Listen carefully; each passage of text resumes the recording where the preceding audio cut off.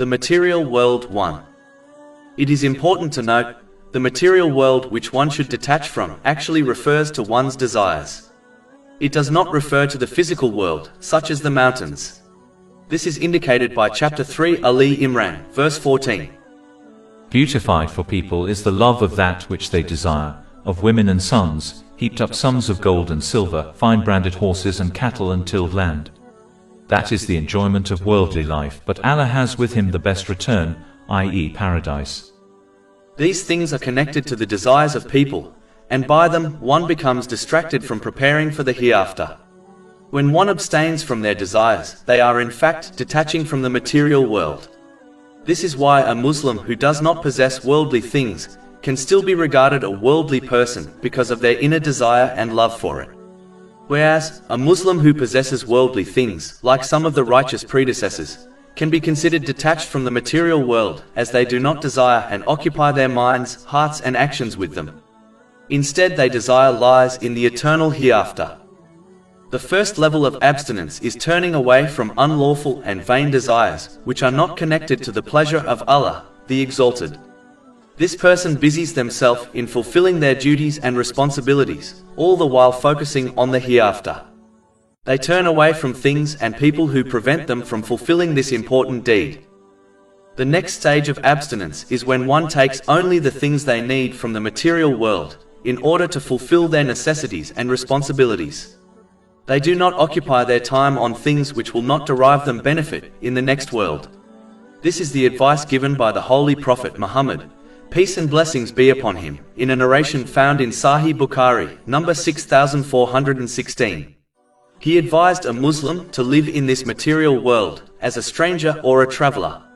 Both types of people will only take what they need from the material world in order to reach their destination, meaning the hereafter, safely.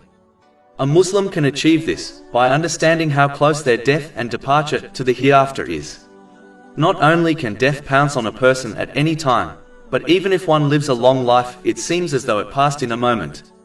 By realizing this reality, one sacrifices the moment for the sake of the eternal hereafter.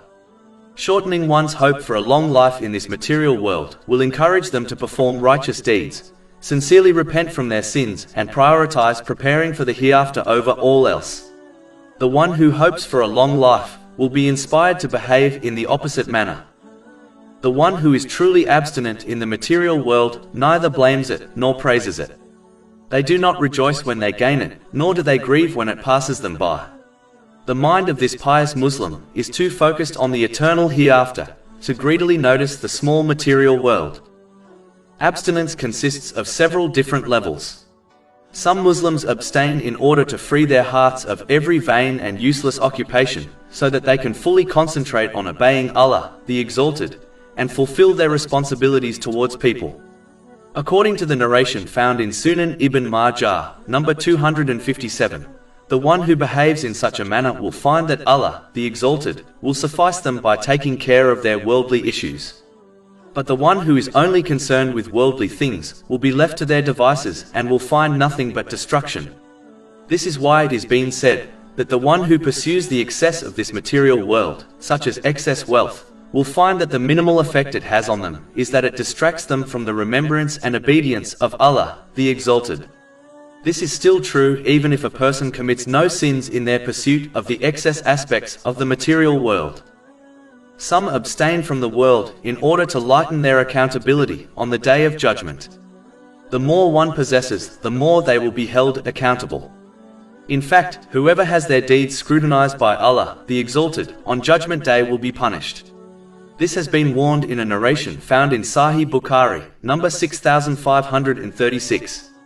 The lighter one's accountability, the less likely this will occur. It is why the Holy Prophet Muhammad, peace and blessings be upon him, warned in a narration found in Sahih Bukhari, number 6444, that those who possess plenty in the world will possess very little good on the day of rising, except for those who dedicated their belongings and wealth in ways pleasing to Allah, the Exalted, but these are a few in number. This long accountability is the reason why each person, rich or poor, will wish on the Day of Judgment that they were only given their daily provision during their lives on earth. This has been confirmed in narration found in Sunan Ibn Majah, number 4140. Some Muslims abstain from the excess of this material world out of desire for paradise, which will make up for losing out on the pleasures of this material world. Some abstain from the excess of the material world out of fear of hell. They rightfully believe that the more one indulges in the excess of this material world, the closer they are to the unlawful, which leads to hell.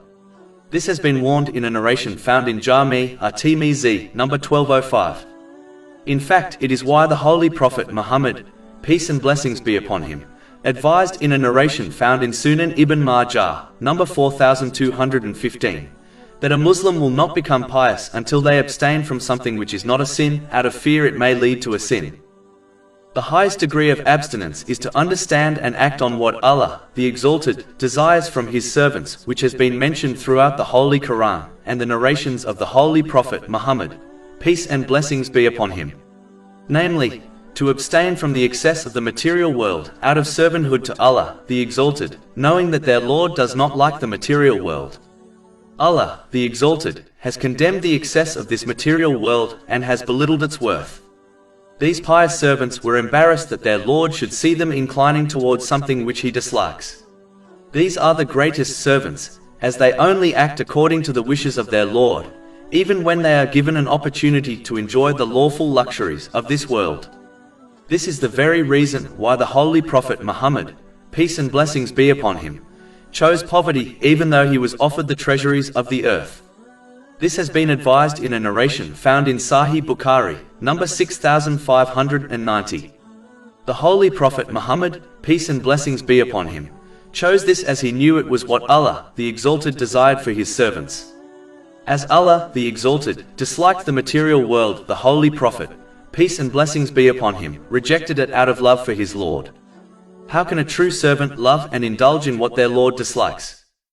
The Holy Prophet Muhammad, peace and blessings be upon him, did set an example for the poor by choosing poverty and taught the rich how to live through his words and actions.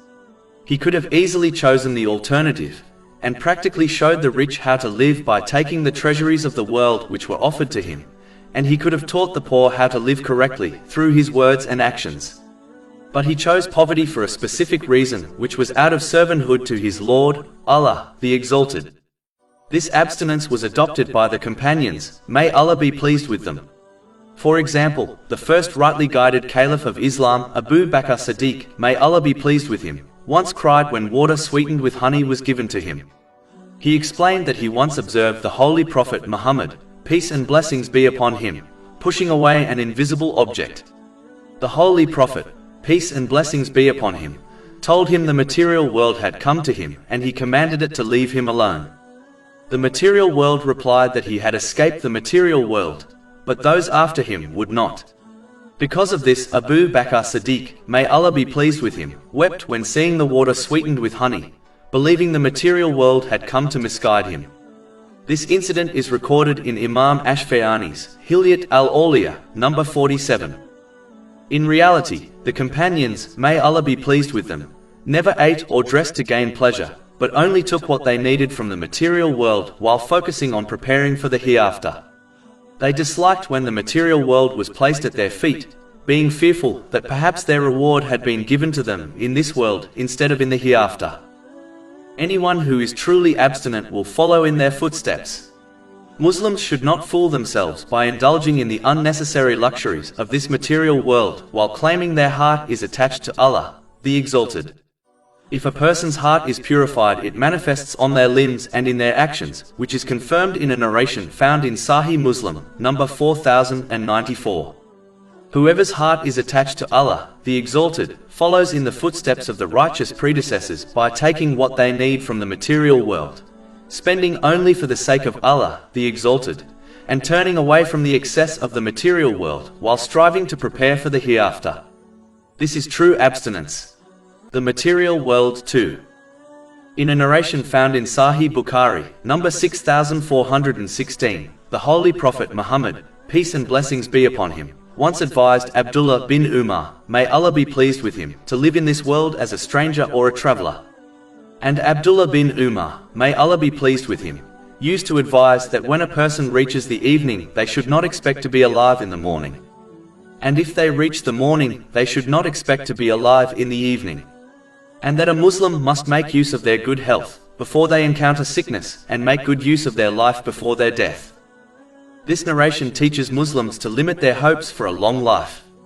Hopes for a long life is the main cause of failing to prepare for the hereafter, as it encourages one to dedicate their complete effort to the material world, as they are convinced they have plenty of time to prepare for the hereafter. A Muslim should not treat this temporary world as their permanent home. Instead, they should behave as someone who is about to depart it, never to return. This would inspire one to dedicate the majority of their efforts in preparing for their final destination, namely, the hereafter, and to limit their efforts in obtaining the material world which is beyond their need and responsibilities.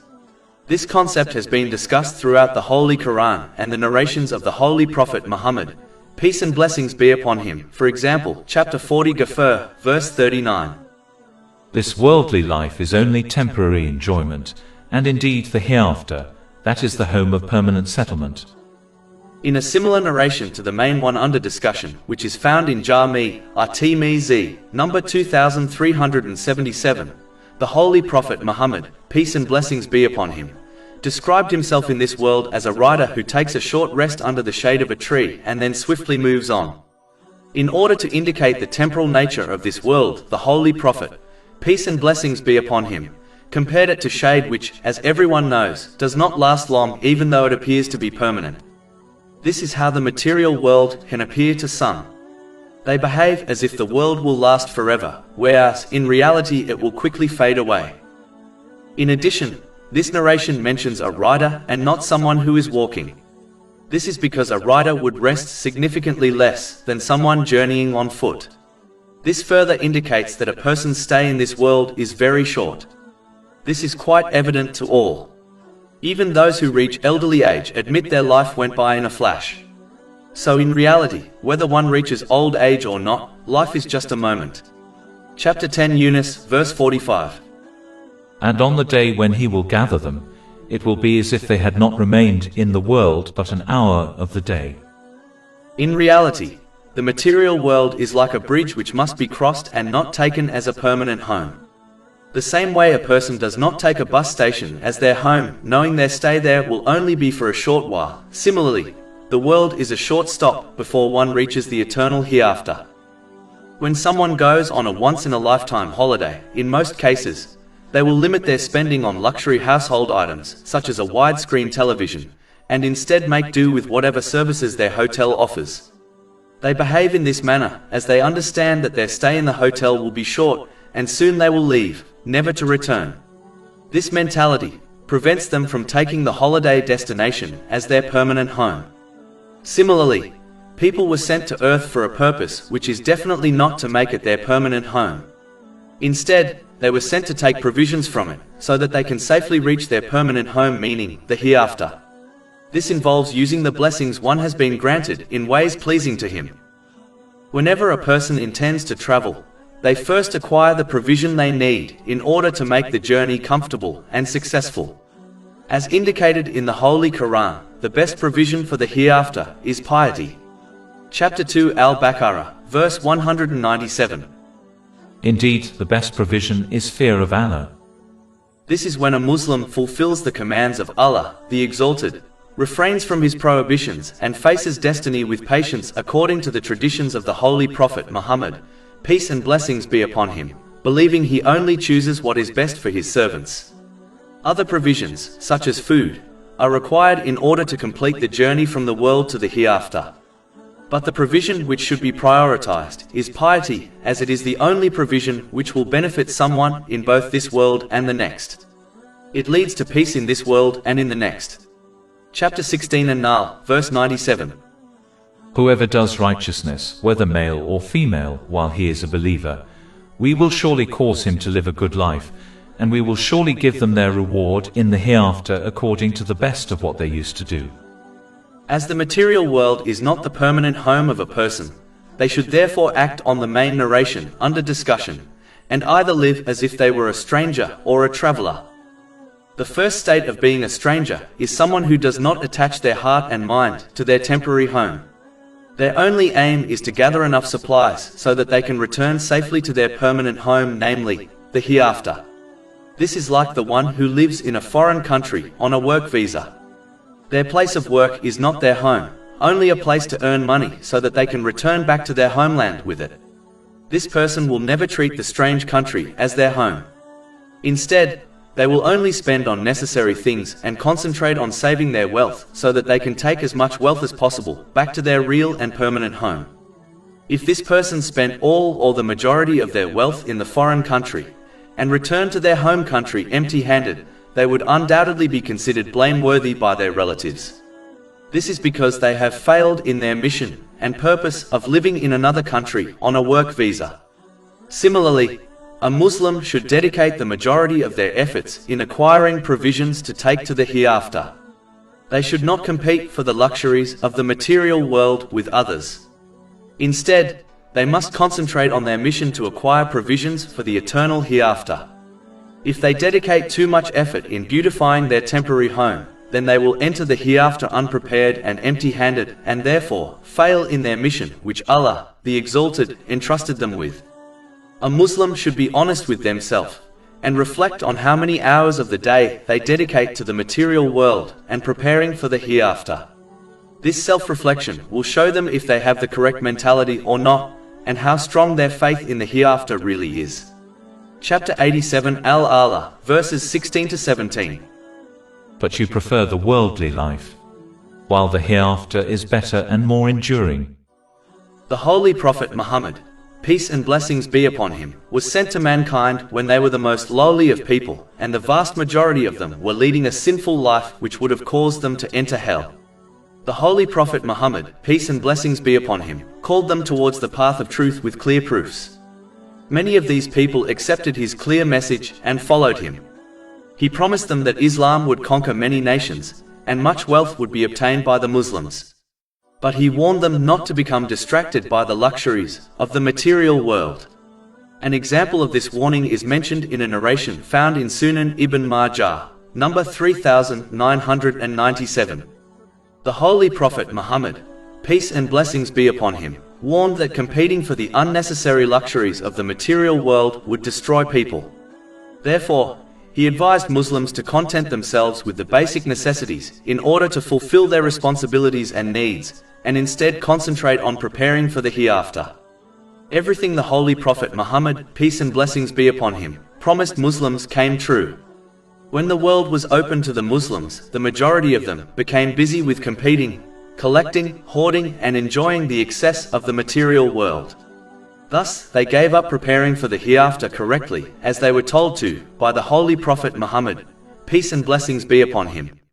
Only a few accepted his advice, and only took what they needed from the material world in order to fulfill their needs and responsibilities, and dedicated the majority of their efforts in preparing for the eternal hereafter. This small party, meaning the companions, may Allah be pleased with them, and the righteous predecessors, caught up with the Holy Prophet Muhammad, peace and blessings be upon him, in the hereafter, as they practically followed his advice and footsteps. On the other hand, the majority continued in their heedlessness chasing the material world until death caught them unprepared. The second mentality Muslims should adopt, as advised in the main narration under discussion, is that of a traveler. This person does not observe this material world as their home and instead journeys towards their true home, meaning the hereafter. This mentality is similar to a backpacker who may sleep over in different cities, but never regards them as their home. The only provision they take with them is what they can carry, meaning the essentials. This includes the things they need to survive and will help them reach their destination safely. A backpacker would never pack unnecessary items, knowing that these things will only be a burden for them. Nor will they fail to pack the essentials needed to complete their journey safely. Similarly, an intelligent Muslim only collects the deeds from this material world in respect to actions and speech which will help them reach the hereafter safely. They will turn away from all actions and speech which will become a burden for them in both this world and the next.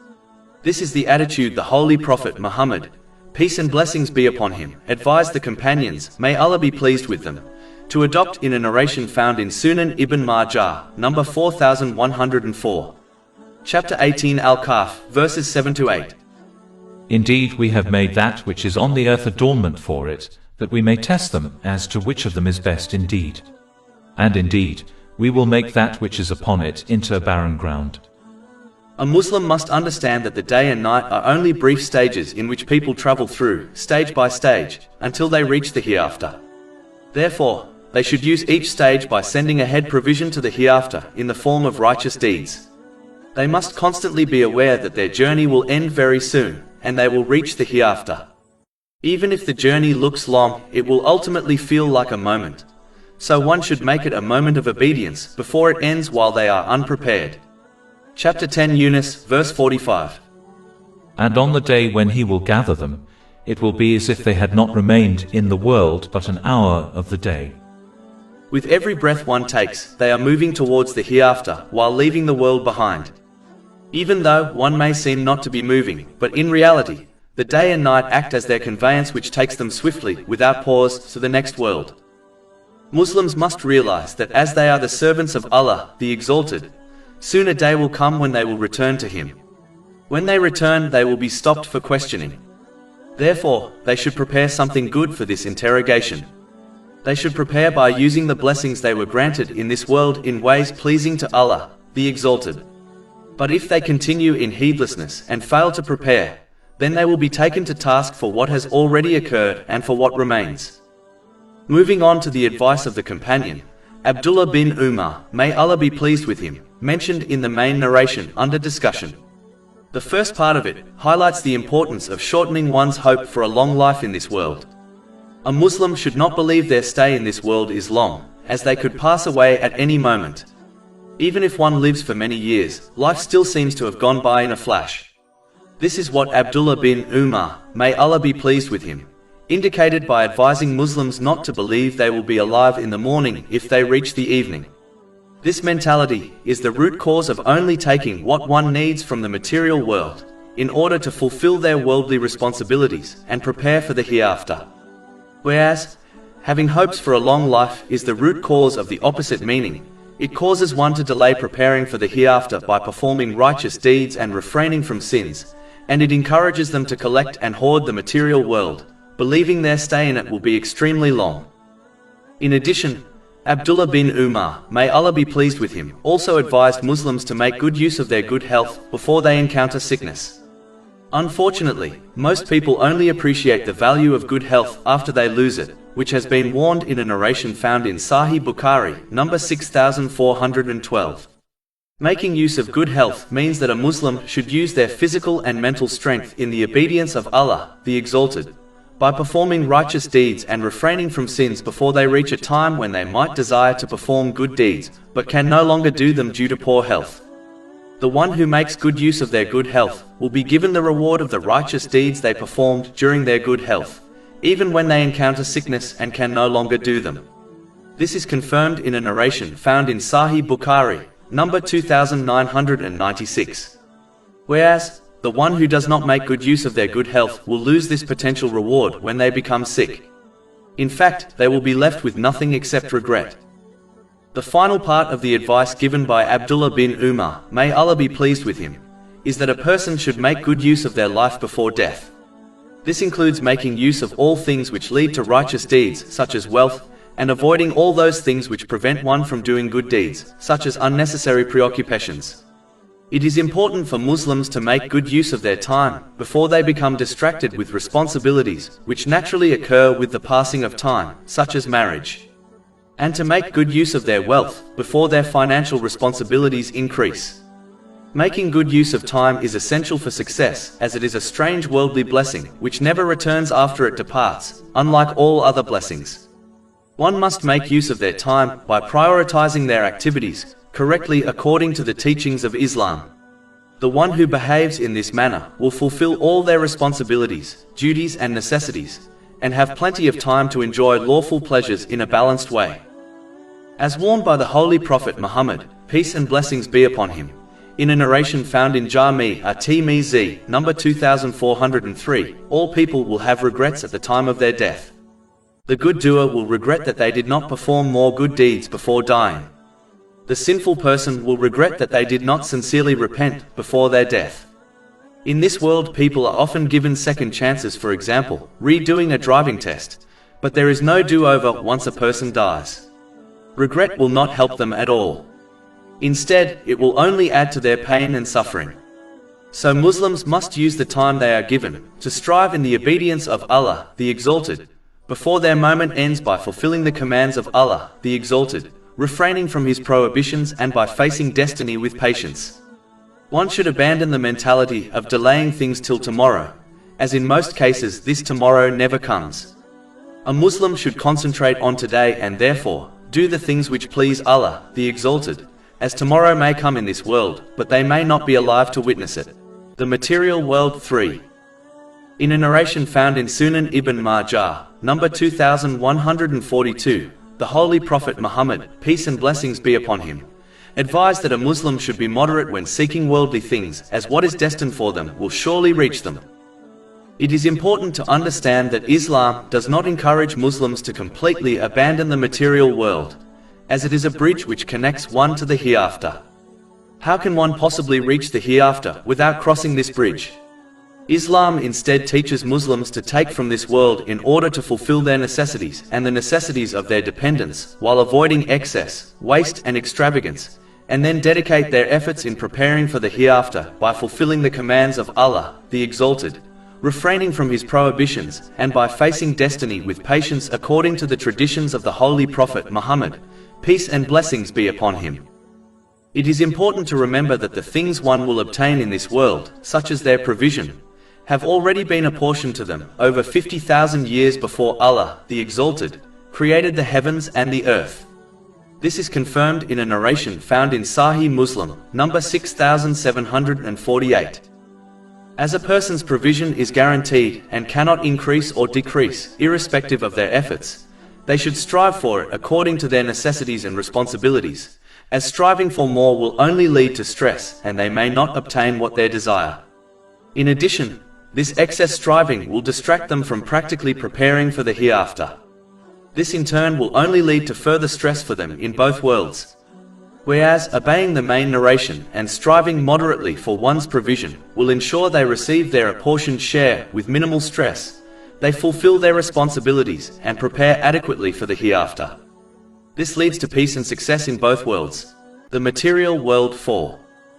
In a narration found in Jami' at-Tirmizi, number 2380, the Holy Prophet Muhammad, peace and blessings be upon him, advised the importance of a balanced diet. He advised that one should split their stomach into 3 parts. The first part is for food, the second part is for drink, and the last part should be left empty for breathing. This diet plan can be achieved when one stops eating before they reach their fill. This was the behavior of the Holy Prophet Muhammad, peace and blessings be upon him, and his companions, may Allah be pleased with them. If people were to act on this advice, they would be safe from both physical and mental illnesses. In fact, according to many knowledgeable people, one of the main causes of illness is indigestion. In respect to the spiritual heart, little food leads to a soft heart, humility of self, and weakness of desires and anger. A full stomach results in laziness, which prevents worship and other righteous deeds. It induces sleep, which causes one to miss out on the voluntary and even the obligatory night prayers. It prevents reflection, which is the key to assessing one's deeds, and therefore changing one's character for the better. The one with a full stomach forgets the poor and is therefore less likely to help them. All these negative effects lead to a hard spiritual heart. The one who possesses a hard spiritual heart will not be safe on the Day of Judgment. Chapter 26 Ash-Shu'ara, verses 88 to 89. The day when there will not benefit anyone wealth or children, but only one who comes to Allah with a sound heart. The one who is only concerned about their stomach becomes distracted from more important things, such as learning and acting on religious knowledge. They become so preoccupied with gaining, preparing and eating different types of foods that it consumes a large portion of their time, energy and money. This attitude also prevents one from eating simple foods, which are easier and less time-consuming to prepare and cheaper to buy. Extravagance in food also encourages one to become extravagant in other things, such as one's clothes and housing. This attitude, in turn, encourages one to earn more wealth, in order to satisfy their extravagant lifestyle. This distracts them further from learning and acting on Islamic knowledge, so that they can achieve peace and success in both worlds. It can also encourage them towards the unlawful, in order to satisfy their extravagant lifestyle. Muslims should know that the most fed in this world will be the hungriest on the Day of Judgment. This is confirmed in a narration found in Jami' at-Tirmidhi, number 2478. Therefore, Muslims should strive to obtain a balanced diet, so that they avoid the negative effects discussed, which will undoubtedly hinder their success in both this world and the next. The Material World 5. In a narration found in Jami' at-Tirmidhi, number 2465, the Holy Prophet Muhammad, peace and blessings be upon him, advised that whoever prioritizes preparing for the hereafter over striving for this material world will be granted contentment, their affairs will be corrected for them, and they will receive their destined provision in an easy way. This half of the narration means that whoever correctly fulfills their duties in respect to Allah, the Exalted, and to the creation, such as providing for their family in a lawful manner, while avoiding the excess of this material world, will be granted contentment. This is when one is pleased with what they possess, without being greedy, and actively striving to obtain more worldly things. In reality, the one who is content with what they possess is a truly rich person, even if they possess little wealth, as they become independent of things. Independence of anything makes one rich in respect to it. In addition, this attitude will allow one to comfortably deal with any worldly issues which may arise during their life. This is because the less one interacts with the material world and focuses on the hereafter, the less worldly issues they will face. The less worldly issues a person faces, the more comfortable their life will become. For example, the one who possesses one house will have fewer issues to deal with in respect to it, such as a broken cooker, than the one who possesses 10 houses. Finally, this person will easily and pleasantly obtain their lawful provision. Not only this, but Allah, the Exalted, will place such grace in their provision that it will cover all their responsibilities and necessities, meaning it will satisfy them and their dependents. Prioritizing preparing for the hereafter means that one should always act and speak in a way which will benefit them in the hereafter. As explained earlier, this includes striving for one's lawful provision in order to fulfill their necessities and responsibilities without being wasteful or extravagant. Any activity which will not benefit one in the hereafter should be minimized. The more one behaves in this manner, the more contentment they will be blessed with, and the easier their day-to-day activities will become. In addition, they will adequately prepare for the hereafter also, which involves using the blessings one has been granted in ways pleasing to Allah, the Exalted. Therefore, they achieve peace and success in both worlds. But as mentioned in the other half of this narration, the one who prioritizes striving after the material world over preparing for the hereafter, meaning by neglecting their duties or striving for the unnecessary and excess of this material world, will find that their need, meaning greed, for worldly things is never satisfied. This, by definition, makes them poor even if they possess much wealth. These people will go from one worldly issue to another throughout the day, failing to achieve contentment, as they have opened too many worldly doors. And they will receive their destined provision with difficulty, and it will not give them satisfaction, and never seem enough to fill their greed. This may even push them towards the unlawful, which only leads to a greater loss in both worlds. Finally, because of their attitude, they will not prepare adequately for the hereafter. Therefore, this person obtains stress and discontentment in both worlds. The Material World 6. In a narration found in Sunan Ibn Majah, number 3997, the Holy Prophet Muhammad, peace and blessings be upon him, warned that he did not fear poverty for the Muslim nation. Instead, he feared that the worldly blessings would become easy to obtain and plentiful for them. This would cause them to compete for it, and in turn, this would lead to their destruction, as this same competition destroyed the previous nations. It is important to understand that this does not only apply to wealth, but this warning applies to all aspects of people's worldly desires, which can be encompassed by the desire for fame, wealth, authority, and the social aspects of one's life, such as family, friends, and a career. Whenever one aims to fulfill their desires by pursuing these things beyond their needs, even if they are lawful, it will distract them from practically preparing for the hereafter, which involves using the blessings one has been granted in ways pleasing to Allah, the Exalted. It will lead them to bad character, such as being wasteful and extravagant, and may even take them towards sins in order to obtain these things. Failing to obtain them may lead to impatience and other acts of defiance and disobedience towards Allah, the Exalted. Competing for worldly blessings with others will lead them to adopting other negative characteristics such as envy, spite and enmity, which leads to disunity, insincerity and failing to fulfill the rights of others. This competition may even cause one to harm others.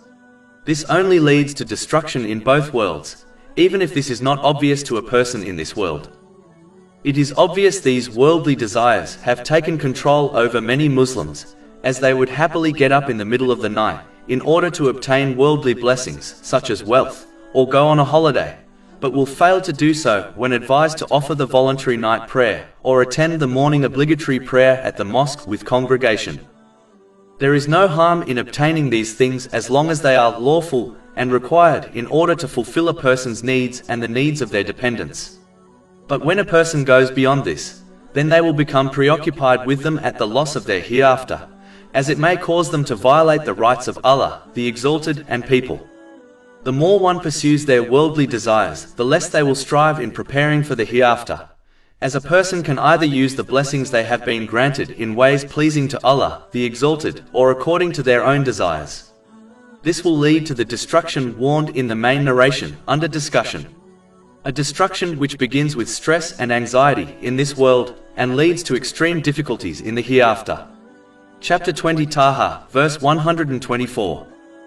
And whoever turns away from my remembrance, indeed he will have a depressed, i.e. difficult life, and we will gather, i.e. raise him on the day of resurrection blind. The Material World 7. In a narration found in Jami' at-Tirmidhi, number 2377, the Holy Prophet Muhammad, peace and blessings be upon him, declared that he was not concerned over the excess of this material world, and his example in this world is of a rider who takes a short rest under the shade of a tree and then leaves it behind by moving on. In reality, each person is a traveler who stays in this world for a very limited time compared to where they came from, meaning the world of the souls, and to where they are heading, which is the eternal hereafter. In fact, this world in comparison is like waiting at a bus stop.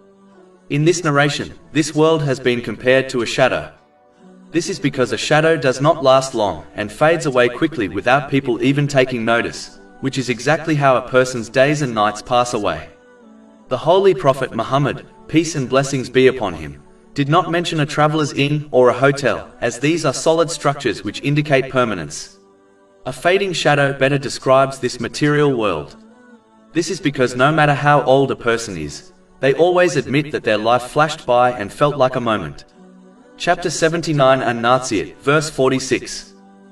It will be, on the day they see it, Judgment Day, as though they had not remained in the world, except for an afternoon or a morning thereof. The Holy Prophet Muhammad, peace and blessings be upon him, indicated a rider, not someone walking, as the one who is walking would rest more under the shade of the tree than a rider. This further indicates the limited time people spend in this world. Taking a rest in the shade indicates the importance of one correctly using the material world in order to obtain the provisions they need, just like the rider takes the provision they need, namely, rest. A Muslim should therefore prepare for their immediate departure from this world by preparing for the hereafter by fulfilling the commands of Allah, the Exalted, refraining from his prohibitions, and by facing destiny with patience according to the traditions of the Holy Prophet Muhammad, peace and blessings be upon him. This will ensure they use the blessings they have been granted in ways pleasing to Allah, the Exalted. This will result in them obtaining peace and success in both worlds. Chapter 16 An-Nahl, verse 97. Whoever does righteousness, whether male or female, while he is a believer, we will surely cause him to live a good life, and we will surely give them their reward in the hereafter according to the best of what they used to do. As mentioned in the main narration, just like the Holy Prophet Muhammad, peace and blessings be upon him, was not concerned about the unnecessary aspects of this world, a Muslim must also adopt this attitude, as the more one dedicates their energy and time to gaining and enjoying the unnecessary things of this world, the less time and energy they will have to use their blessings in ways pleasing to Allah, the Exalted.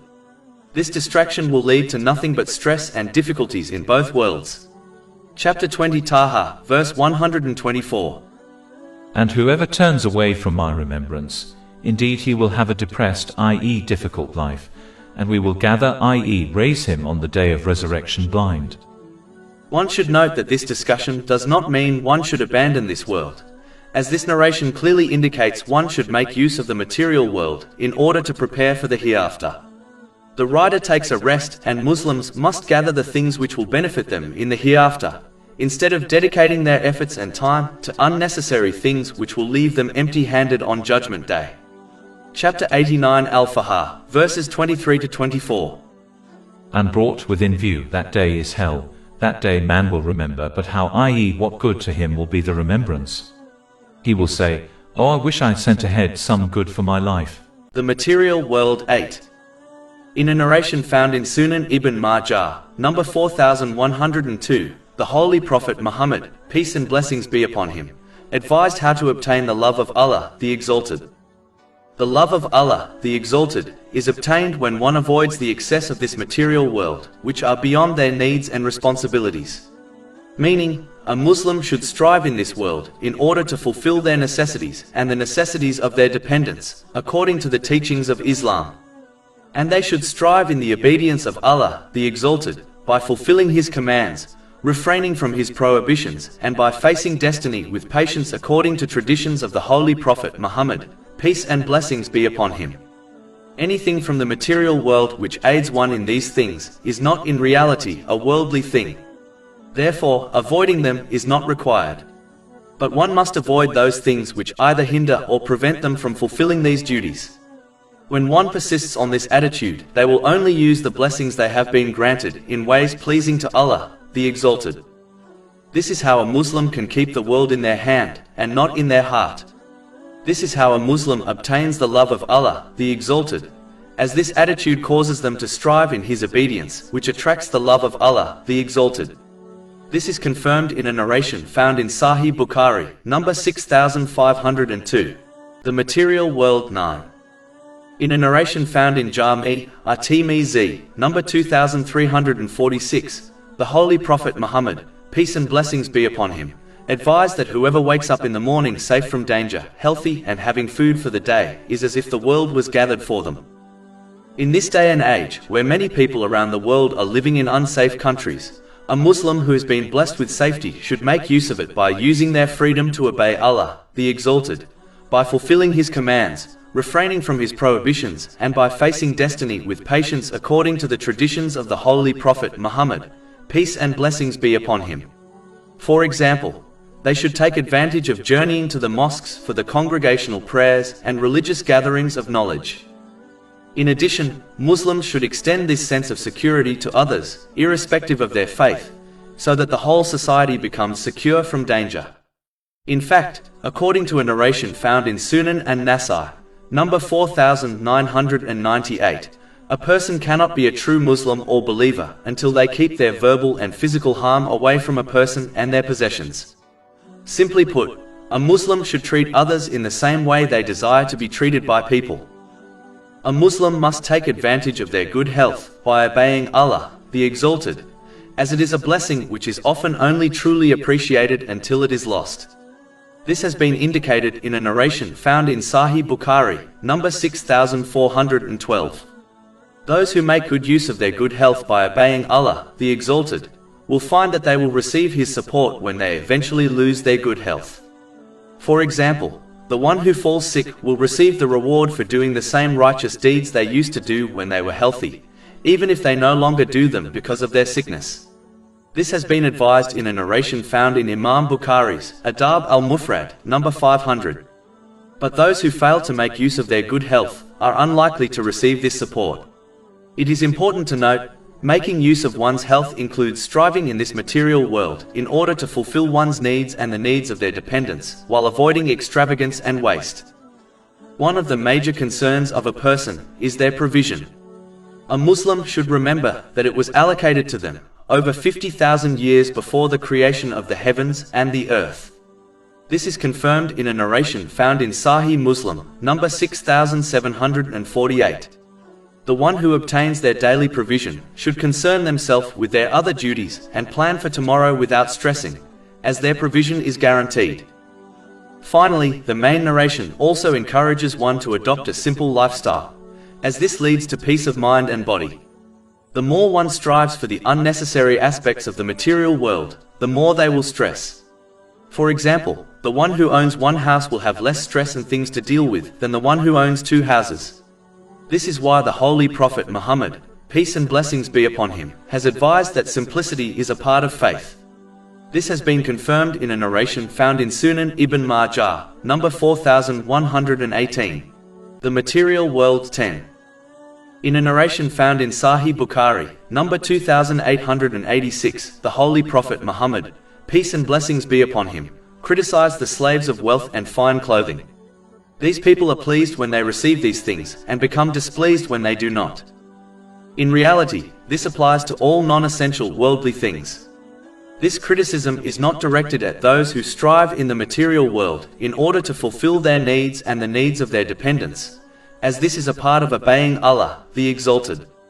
But it is directed at those who either pursue the unlawful in order to obtain wealth, and pursue lawful yet unnecessary worldly things, in order to satisfy their desires and the desires of others. This behavior prevents them from obeying Allah, the Exalted, correctly. This obedience involves fulfilling His commands, refraining from His prohibitions and facing destiny with patience according to the traditions of the Holy Prophet Muhammad, peace and blessings be upon him. This prevents them from using the worldly blessings they have been granted in ways pleasing to Allah, the Exalted. This leads to stress and difficulties in both worlds. Chapter 20 Taha, verse 124. And whoever turns away from my remembrance, indeed he will have a depressed, i.e. difficult life, and we will gather, i.e. raise him on the day of resurrection blind. In addition, this criticism is for those who are impatient when they do not obtain their unnecessary desires in this world.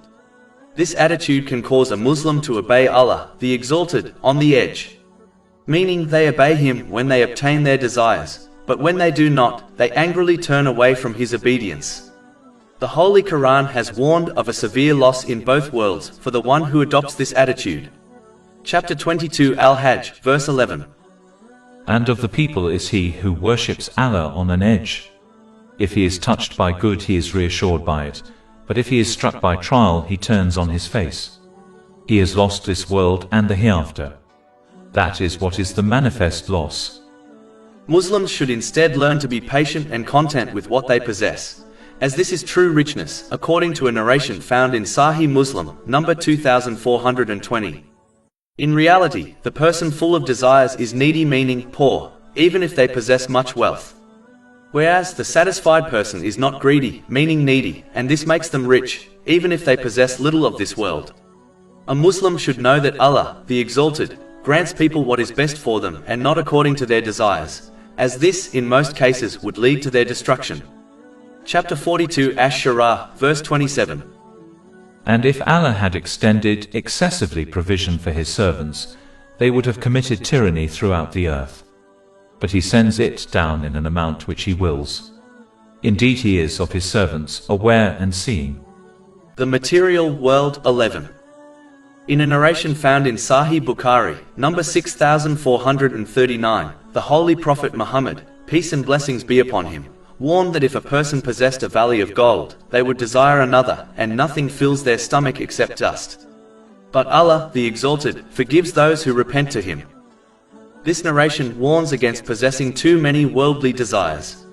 The problem with them, even if they are lawful, is that fulfilling one desire only leads to more. One door leads to 10 others.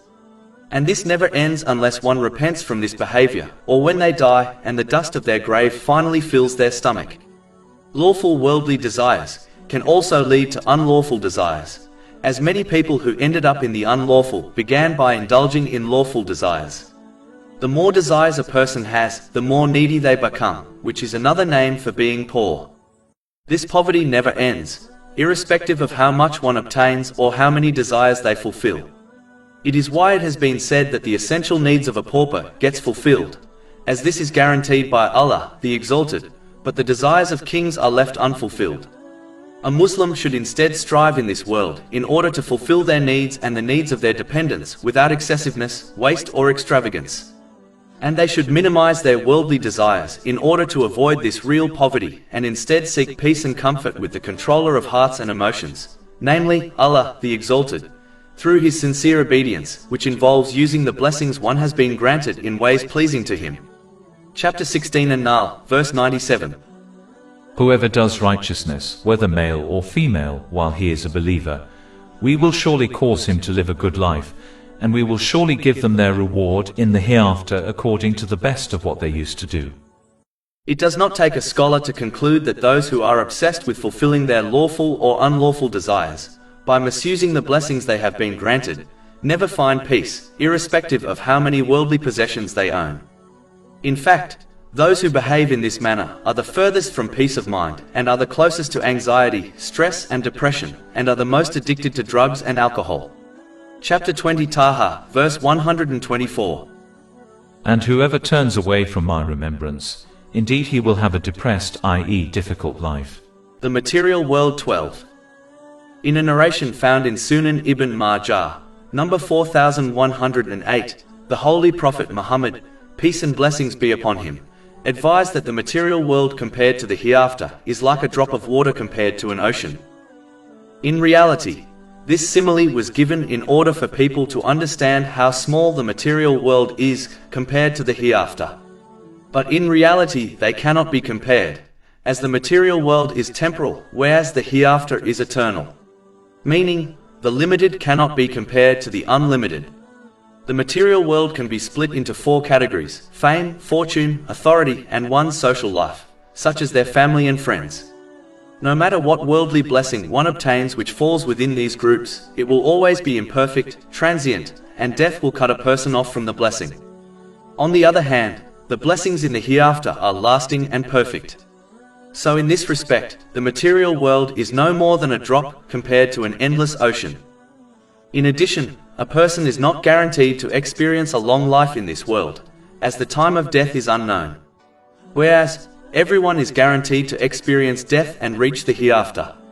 So it is foolish to prioritize striving for a day, such as one's retirement, which they may never reach, over striving for the hereafter which they are guaranteed to reach. This does not mean one should abandon the world, as it is a bridge which must be crossed in order to reach the hereafter safely. Instead, a Muslim should take from this material world enough to fulfill their necessities and the necessities of their dependents, according to the teachings of Islam, without waste, excessiveness or extravagance. And then dedicate the rest of their efforts in preparing for the eternal hereafter by fulfilling the commands of Allah, the Exalted, refraining from his prohibitions, and by facing destiny with patience according to the traditions of the Holy Prophet Muhammad, peace and blessings be upon him. This will ensure one uses the blessings they have been granted in ways pleasing to Allah, the Exalted. This will ensure they obtain peace of mind and success in both worlds.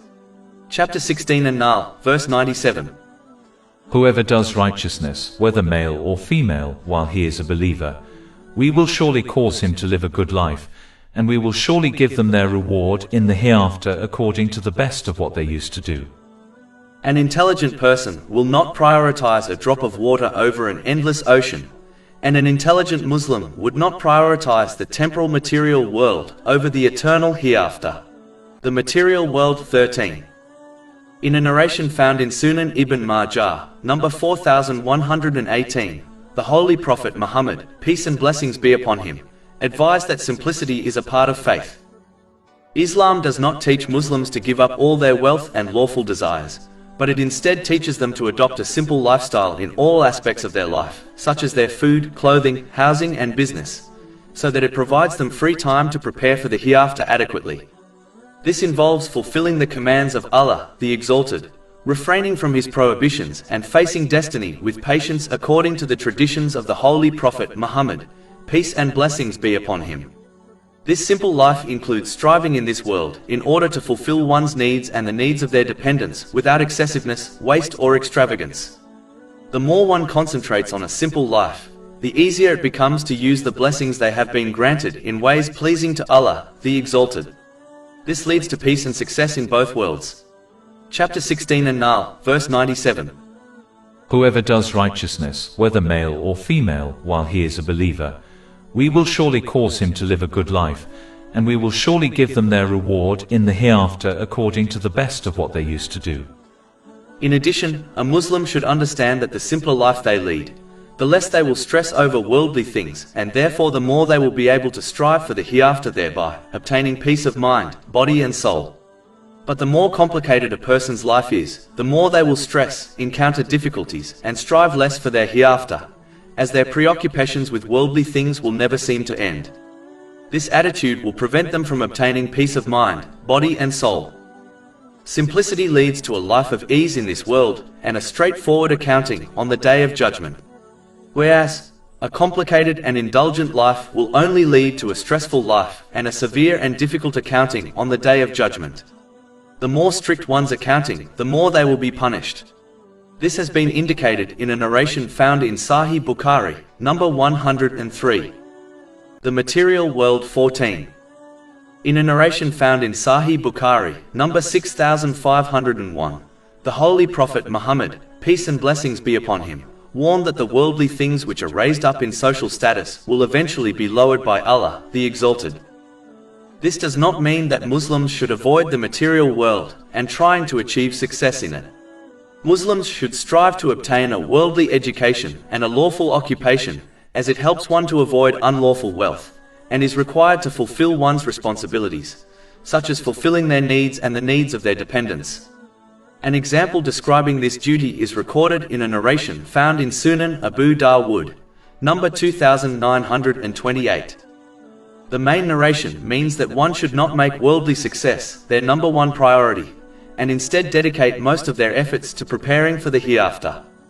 This involves using the blessings one has been granted in ways pleasing to Allah, the Exalted. No matter how much worldly success one gains, eventually it will fade away. This fading will occur either when one is alive, or their success will part from them when they pass away. This has been indicated in a narration found in Jami' at-Tirmidhi, number 2379. Countless people have built empires and achieved worldly success, yet all of them faded away.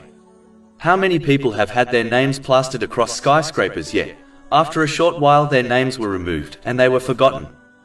This narration does not mean that a person will not be given success after facing trouble. Muslims should strive to achieve success in the world and not give up when they face setbacks. The key is to prioritize the success of the hereafter over the world by using the blessings and success of the material world to achieve success in the hereafter. One can achieve this by striving for lawful worldly success, fulfill their responsibilities and duties towards Allah, the Exalted, and people while avoiding waste and extravagance. And they should utilize their worldly success to aid them in the hereafter, such as donating their excess wealth. If their worldly success is fame or political, then they should use their influence to benefit others, as this will help them in the hereafter. This is how one uses their worldly success to benefit their hereafter. It is important to note that the one who only aims to benefit themselves in this world will not gain benefit in the hereafter. But the one who aims to benefit themselves in the hereafter by using the blessings they have been granted in ways pleasing to Allah, the Exalted, will gain benefit in both worlds in the form of peace and success. This is the only way one can ensure they continue to benefit from their worldly success, before and after it inevitably fades away. Chapter 16 An-Nahl, verse 97. Whoever does righteousness, whether male or female, while he is a believer, we will surely cause him to live a good life, and we will surely give them their reward in the hereafter according to the best of what they used to do. The Material World 15. In a narration found in Jami' at-Tirmidhi, number 2347, the Holy Prophet Muhammad, peace and blessings be upon him, advised that his true friend is the one who possesses the following characteristics. The first characteristic is that they strive and obtain only what they require in order to fulfill their necessities and the necessities of their dependents, while avoiding excessiveness, waste, and extravagance. One can adopt this attitude when they strive to use the blessings they have been granted in ways pleasing to Allah, the Exalted. This has been outlined in the Holy Quran and the traditions of the Holy Prophet Muhammad, peace and blessings be upon him. The next characteristic mentioned in the main narration is that they avoid obtaining any type of fame or social honor. According to a narration found in Jami' at-Tirmizi, number 2376, this desire is more destructive to a Muslim's faith than the destruction 2 hungry wolves would cause to a herd of sheep. A person's craving for fame and status is arguably more destructive to one's faith than their craving for wealth. A person will even spend their beloved wealth on obtaining fame and prestige. It is rare for someone to obtain status and fame, and still remain firm on the correct path whereby they prioritize preparing for the hereafter over enjoying the material world. In fact, a narration found in Sahih Bukhari, number 6723, warns that a person who seeks status in society, such as leadership, will be left to deal with it themselves, but the one who receives it without asking for it will be aided by Allah, the Exalted, in remaining obedient to Him. Another narration found in Sahih Bukhari, number 7148, warns that people will be keen to obtain status and authority, but it will be a great regret for them on the Day of Judgment.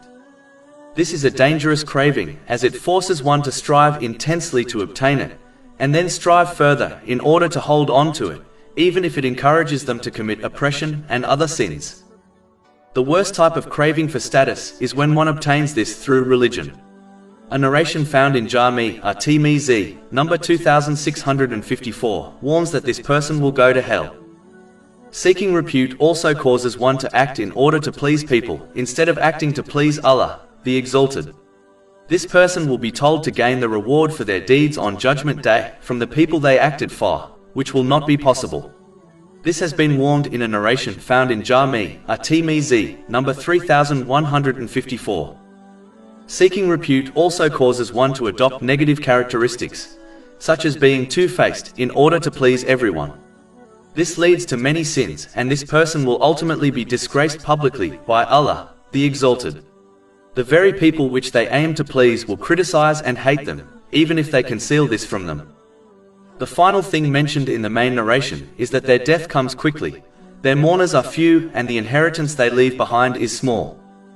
Their death comes suddenly, so that they are taken to the mercy of Allah, the Exalted, quickly and in order to protect them from the difficulties of a slow and prolonged death. Their mourners are few, as they avoided seeking social honor and preferred to remain anonymous, as they feared showing off their righteous deeds to others. But the few mourners they do have are far better than the many the rich and famous have. Their few mourners are sincere in their sadness and genuinely supplicate to Allah, the Exalted, for their forgiveness, whereas the many mourners of the rich and famous do not behave in this manner.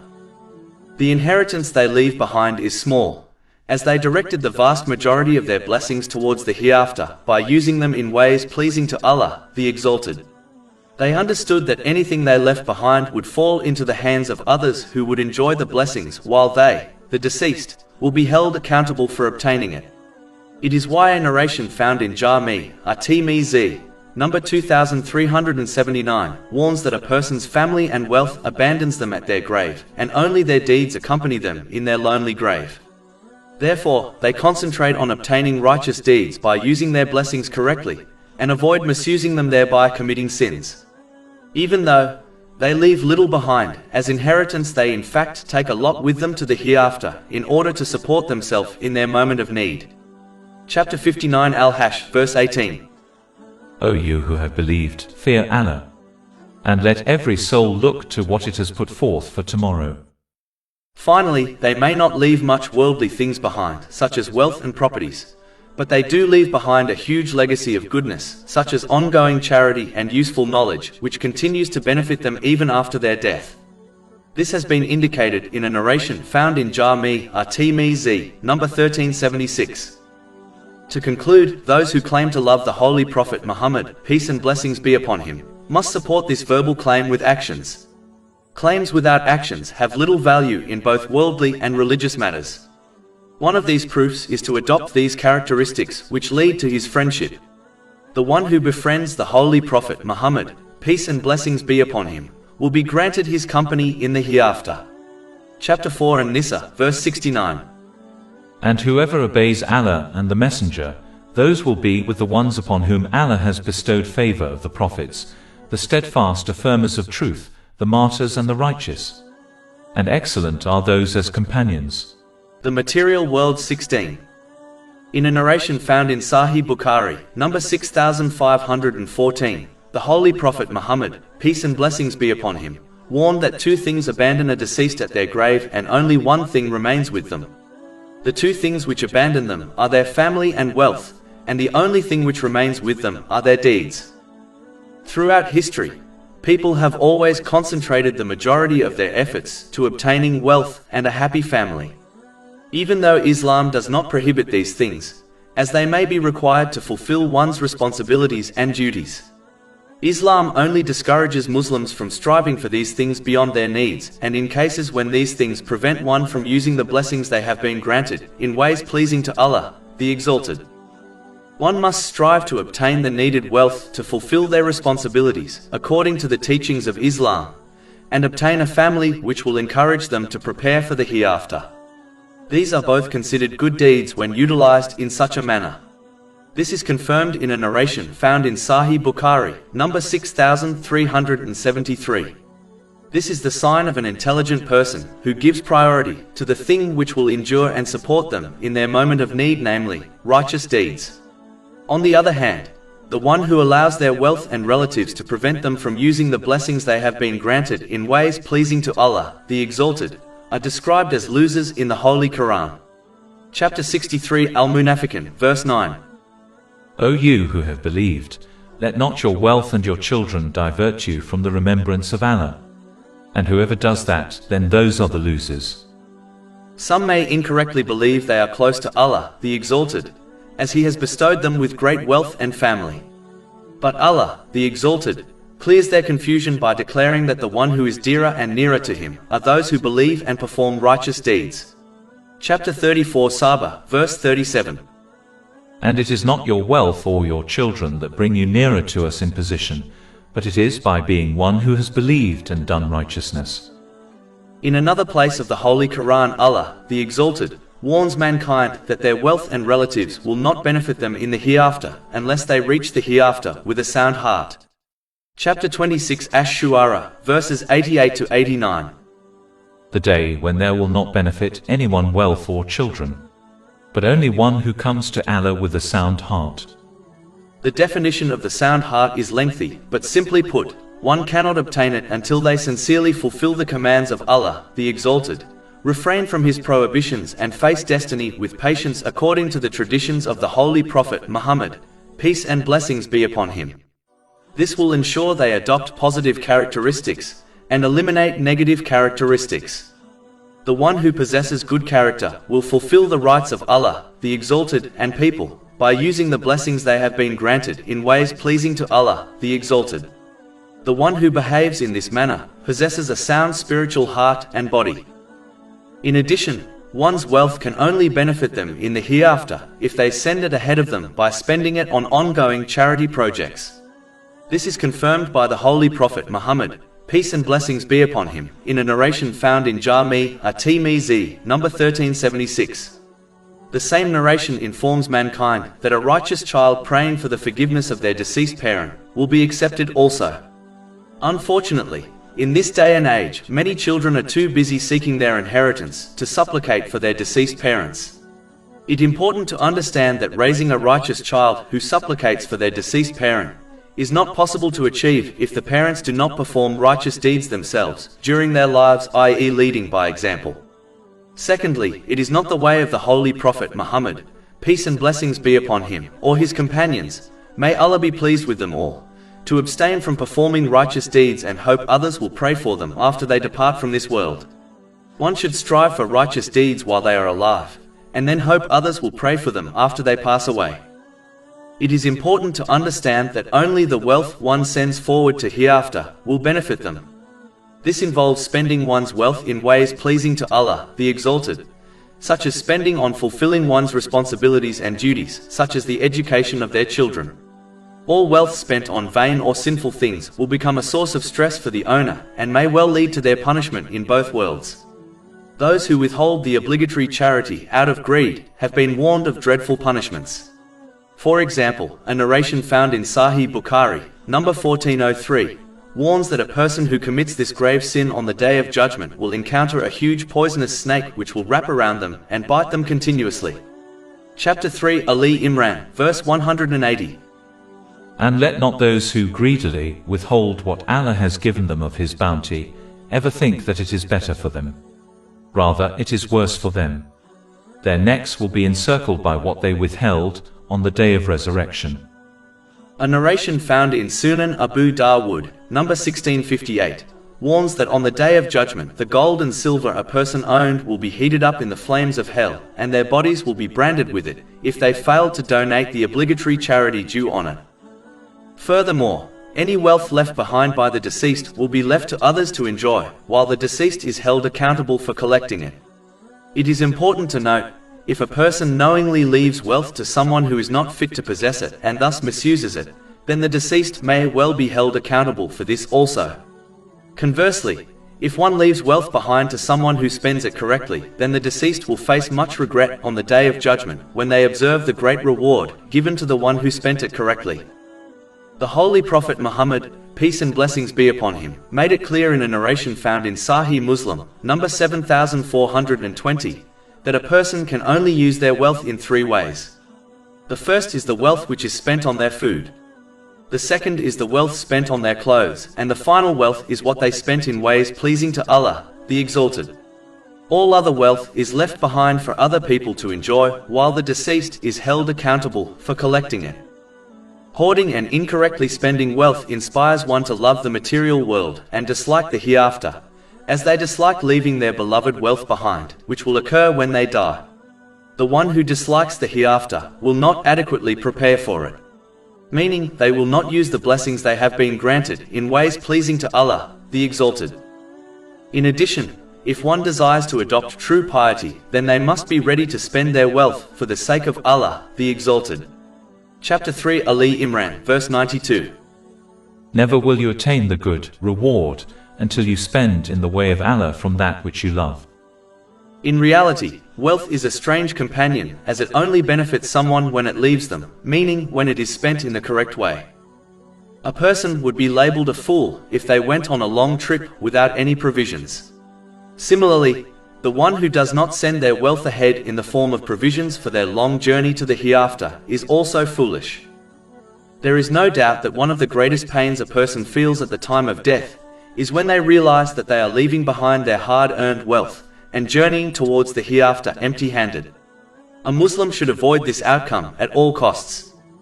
Performing righteous deeds is the only way one prepares for their grave, as no other things of comfort will be found there. It is in fact the means for preparing one's eternal home in the hereafter. Therefore, this preparation should take priority over preparing for the temporal material world. A person would be labeled a fool if they had two homes and dedicated the majority of their efforts on beautifying the home which they will spend less time in. Similarly, if a Muslim dedicates more time and effort in beautifying their temporal home in this world over the eternal home of the hereafter, they too are simply foolish. This is the attitude of some, even though they admit and believe their stay in this world is short and for an unknown length, whereas their stay in the hereafter will be eternal. This attitude indicates a lack of certainty of faith, and it is therefore vital for anyone who shares this mentality to seek and act on Islamic knowledge in order to strengthen their certainty of faith before they reach the hereafter, bereft of all good. The one who prepares for their grave with sincere obedience to Allah, the Exalted, by fulfilling His commands, refraining from His prohibitions, and by facing destiny with patience according to the traditions of the Holy Prophet Muhammad, peace and blessings be upon him, will find that their good deeds provide comfort for them, whereas the sins there accumulated will only make their stay in the dark grave worse. A Muslim should therefore perform good deeds during their strength and ability, before their time of weakness arrives. Each Muslim should recognize the reality indicated in the main narration, and therefore use the blessings they have been granted, in ways pleasing to Allah, the Exalted, before they reach a time when their request to be given more time to perform righteous deeds will be denied. Chapter 63 Al-Munafiqun, verses 10 to 11. And spend in the way of Allah from what we have provided you before death approaches one of you, and he says, My Lord, if only you would delay me for a brief term so I would give charity and be of the righteous. But never will Allah delay a soul when its time has come. They should reflect now on their deeds, so that they can sincerely repent from sins and strive harder to perform righteous deeds before a day arrives when reflecting will not benefit them. Chapter 89 Al-Fajr, verse 23. And brought within view that day is hell. That day man will remember, but how, i.e., what good to him will be the remembrance. Let each one ponder over those who passed away before them, and their inability to perform more righteous deeds, to comfort them in their moment of need. Make haste before this time arrives, and prepare for the inevitable. Chapter 15 Al-Hijr, verse 99. And worship your Lord until there comes to you the certainty, i.e., death. The Material World, 17.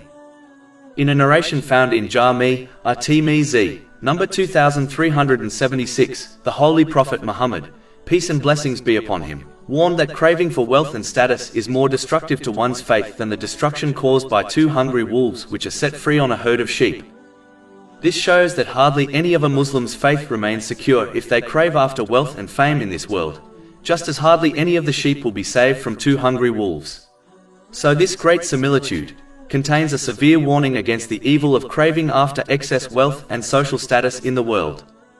The first type of craving for wealth is when one has extreme love for wealth and strives without fatigue to acquire it through lawful means. To behave in such a manner is not the sign of a wise person, as a Muslim should firmly believe their provision is guaranteed to them, and this allotment can never change. In fact, the provision of the creation was allocated over 50,000 years before the creation of the heavens and the earth. This is confirmed in a narration found in Sahih Muslim, number 6748. This person will undoubtedly neglect their duties and responsibilities, as they are too preoccupied with obtaining wealth. A body which is too busy acquiring wealth will never prepare adequately for the hereafter, which involves using the blessings one has been granted in ways pleasing to Allah, the Exalted. In fact, this person will dedicate so much effort to acquiring more wealth that they may not even get a chance to enjoy it. Instead, they will depart this world and leave it behind for other people to enjoy, even though they will be held accountable for it. This person may acquire wealth lawfully, but they will still not find peace of mind, as no matter how much they obtain, they will only desire more. This person is needy and therefore a real pauper, even if they possess much wealth. As striving for more wealth involves opening more worldly doors and preoccupations, the more they strive to increase their wealth, the less peace of mind and body they will obtain. And the more they will misuse the blessings they have been granted in their pursuit of their fortune.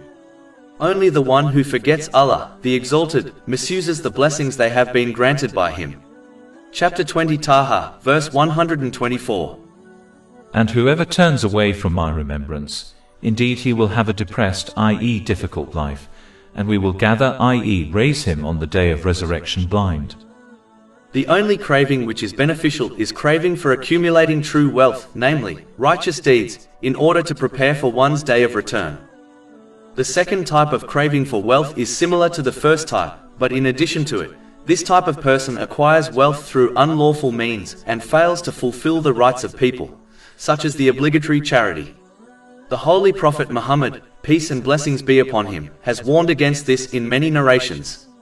For example, in a narration found in Sahih Muslim, number 6576, he warned that this attitude destroyed the past nations as they made unlawful things lawful, withheld the rights of others, and killed others for the sake of excess wealth.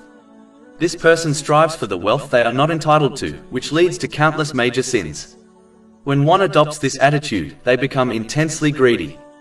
As warned by the Holy Prophet Muhammad, peace and blessings be upon him, in a narration found in Jami' at-Tirmidhi, number 1961, the greedy person is far from Allah, the Exalted, far from paradise, far from people, and close to hell.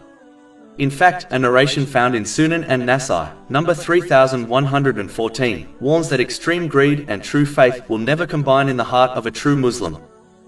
If a Muslim adopts this type of craving, then the extreme danger of it is clear even to an uneducated Muslim. It will destroy their faith until nothing except a little remains. Just like the main narration under discussion warns, This destruction to one's faith is more severe than the destruction caused by two hungry wolves which are let loose on a herd of sheep. This Muslim risks losing the little faith they possess at the moment of their death, which is the greatest loss. A person's craving for fame and status is arguably more destructive to one's faith than craving for excess wealth. A person will often spend their beloved wealth on obtaining fame and social status. It is rare for someone to obtain status and fame, and still remain firm on the correct path whereby they prioritize the hereafter over the material world. In fact, a narration found in Sahih Bukhari, number 6723, warns that a person who seeks status in society, such as leadership, will be left to deal with it themselves, but if someone receives it without asking for it, they will be aided by Allah, the Exalted, in remaining obedient to Him. This is the reason the Holy Prophet Muhammad, peace and blessings be upon him, would not appoint a person who requested to be appointed in a position of authority, or even showed desire for it. This is confirmed in a narration found in Sahih Bukhari, number 6923. Another narration found in Sahih Bukhari, number 7148, warns that people will be keen to obtain status and authority, but it will be a great regret for them on the Day of Judgment. This is a dangerous craving, as it forces one to strive intensely to obtain it, and then strive further in order to hold on to it, even if it encourages them to commit oppression and other sins. The worst type of craving for status is when one obtains this through religion. The Holy Prophet Muhammad, peace and blessings be upon him, has warned in a narration found in Jami' at-Tirmidhi, number 2654, that this person will go to hell. Therefore, it is safer for a Muslim to avoid the craving for excess wealth and high social status, as they are two things which can lead to the destruction of their faith by distracting them from preparing adequately for the hereafter, which involves using the blessings one has been granted in ways pleasing to Allah, the Exalted, as outlined in the Holy Quran and the traditions of the Holy Prophet Muhammad, peace and blessings be upon him. The Material World 18. I had a thought which I wanted to share. Some Muslims often claim that one's faith and the material world need to walk hand in hand with each other without a person being extreme in either. It is strange how most of those who claim this and use this statement as a way to enjoy the lawful luxuries and pleasures of this world do not truly understand nor adhere to it. This statement is true but applies to those worldly and religious matters which are pleasing to Allah, the Exalted. For example, occasionally exercising in order to keep the body healthy, which is a trust given to a person. It does not mean one can enjoy the lawful pleasures of this world in excess while neglecting following the footsteps of the Holy Prophet Muhammad, peace and blessings be upon him, by gaining and acting on Islamic knowledge, even if they fulfill the standard obligatory duties. As gaining knowledge in itself is a duty on all Muslims, according to a narration found in Sunan Ibn Majah, number 224. In addition, walking hand in hand would suggest that one dedicates equal attention, effort and time to each thing. How many Muslims can honestly say that they dedicate equal effort, energy and time to the material world and preparing for the hereafter?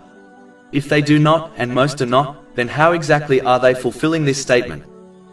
A Muslim should not fool themselves, as their time on earth is limited and they will not be given a second chance once they depart from it. Therefore, they should honestly strive to fulfill this statement by at least dedicating equal time, effort and energy to both the material world and preparing for the hereafter.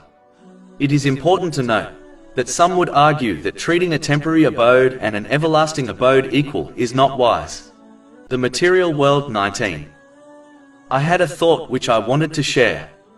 I was pondering over the importance of maintaining a balanced life, whereby a Muslim fulfills their necessities and responsibilities in this world, prepares adequately for the hereafter, and occasionally enjoys lawful pleasures.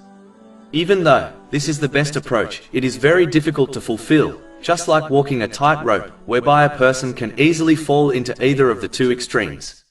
One side is when one is too focused on the material world, which prevents them from striving in preparing for the hereafter correctly. The other side is where one strives hard in preparing for the hereafter, but struggles and even fails to fulfill their worldly duties. But it is important to note that even though a perfect balance is best, it is far better to incline towards the hereafter than this material world. As the one who favors the hereafter might find this world difficult, but they are more likely to achieve eternal success in the hereafter. On the other hand, the one who inclines to the world more may find success therein, but they are more likely to fail in the hereafter. In other words, inclining towards the hereafter is the safer option compared to inclining towards the material world. So if a Muslim struggles to find the perfect balance, which the vast majority do, they should be kind to themselves and incline more towards the hereafter, so that they can obtain eternal success instead of temporary worldly success. Chapter 87 Al-Ala, verses 16 to 17. But you prefer the worldly life, while the hereafter is better and more enduring. The material world 20. I had a thought which I wanted to share. It is part of normal behavior to fear losing one's possessions. In fact, generally speaking, the more one possesses, the more they will fear losing them, and the less they possess, the less they will fear.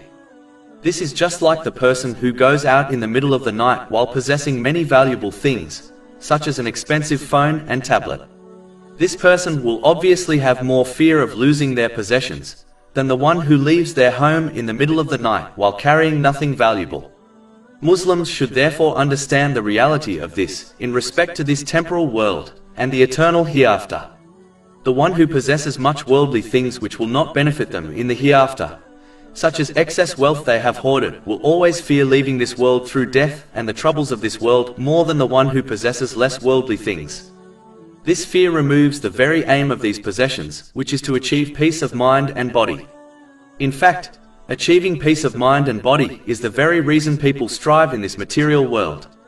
But in order to remove this fear, a Muslim does not need to become physically empty-handed. They only need to detach from their possessions spiritually. This is achieved when one only takes from this material world in order to fulfill their necessities and the necessities of their dependents, and then dedicates the rest of their worldly blessings towards the hereafter by using them as prescribed by Islam. This will ensure that they truly own their possessions instead of their belongings possessing them. This will also remove the fear of losing their possessions, as they have already sent them forward to the hereafter for safekeeping. This will allow them to achieve peace of mind and body in this world and in the next. The material world 21. I had a thought which I wanted to share. According to an incident which has been recorded in Imam Asfahani's Hilyat al-Awliya, number 510, the great companion Abu Darda, may Allah be pleased with him, refused to give his daughter's hand in marriage to a rich and powerful person.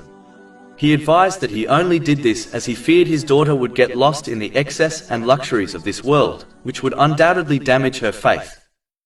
It is strange how the majority of Muslims have adopted the opposite mindset to this, and often seek rich and influential people in order to join ties with. They are often less concerned about the strength of their faith, and therefore fail to connect with families for this reason, which has been specifically advised in a narration found in Sahih Muslim, number 3635. Even though a family should not marry into a family which cannot financially support their relative, but at the same time they should not set wealth and social status as their only benchmark for finding a suitable spouse for their relative.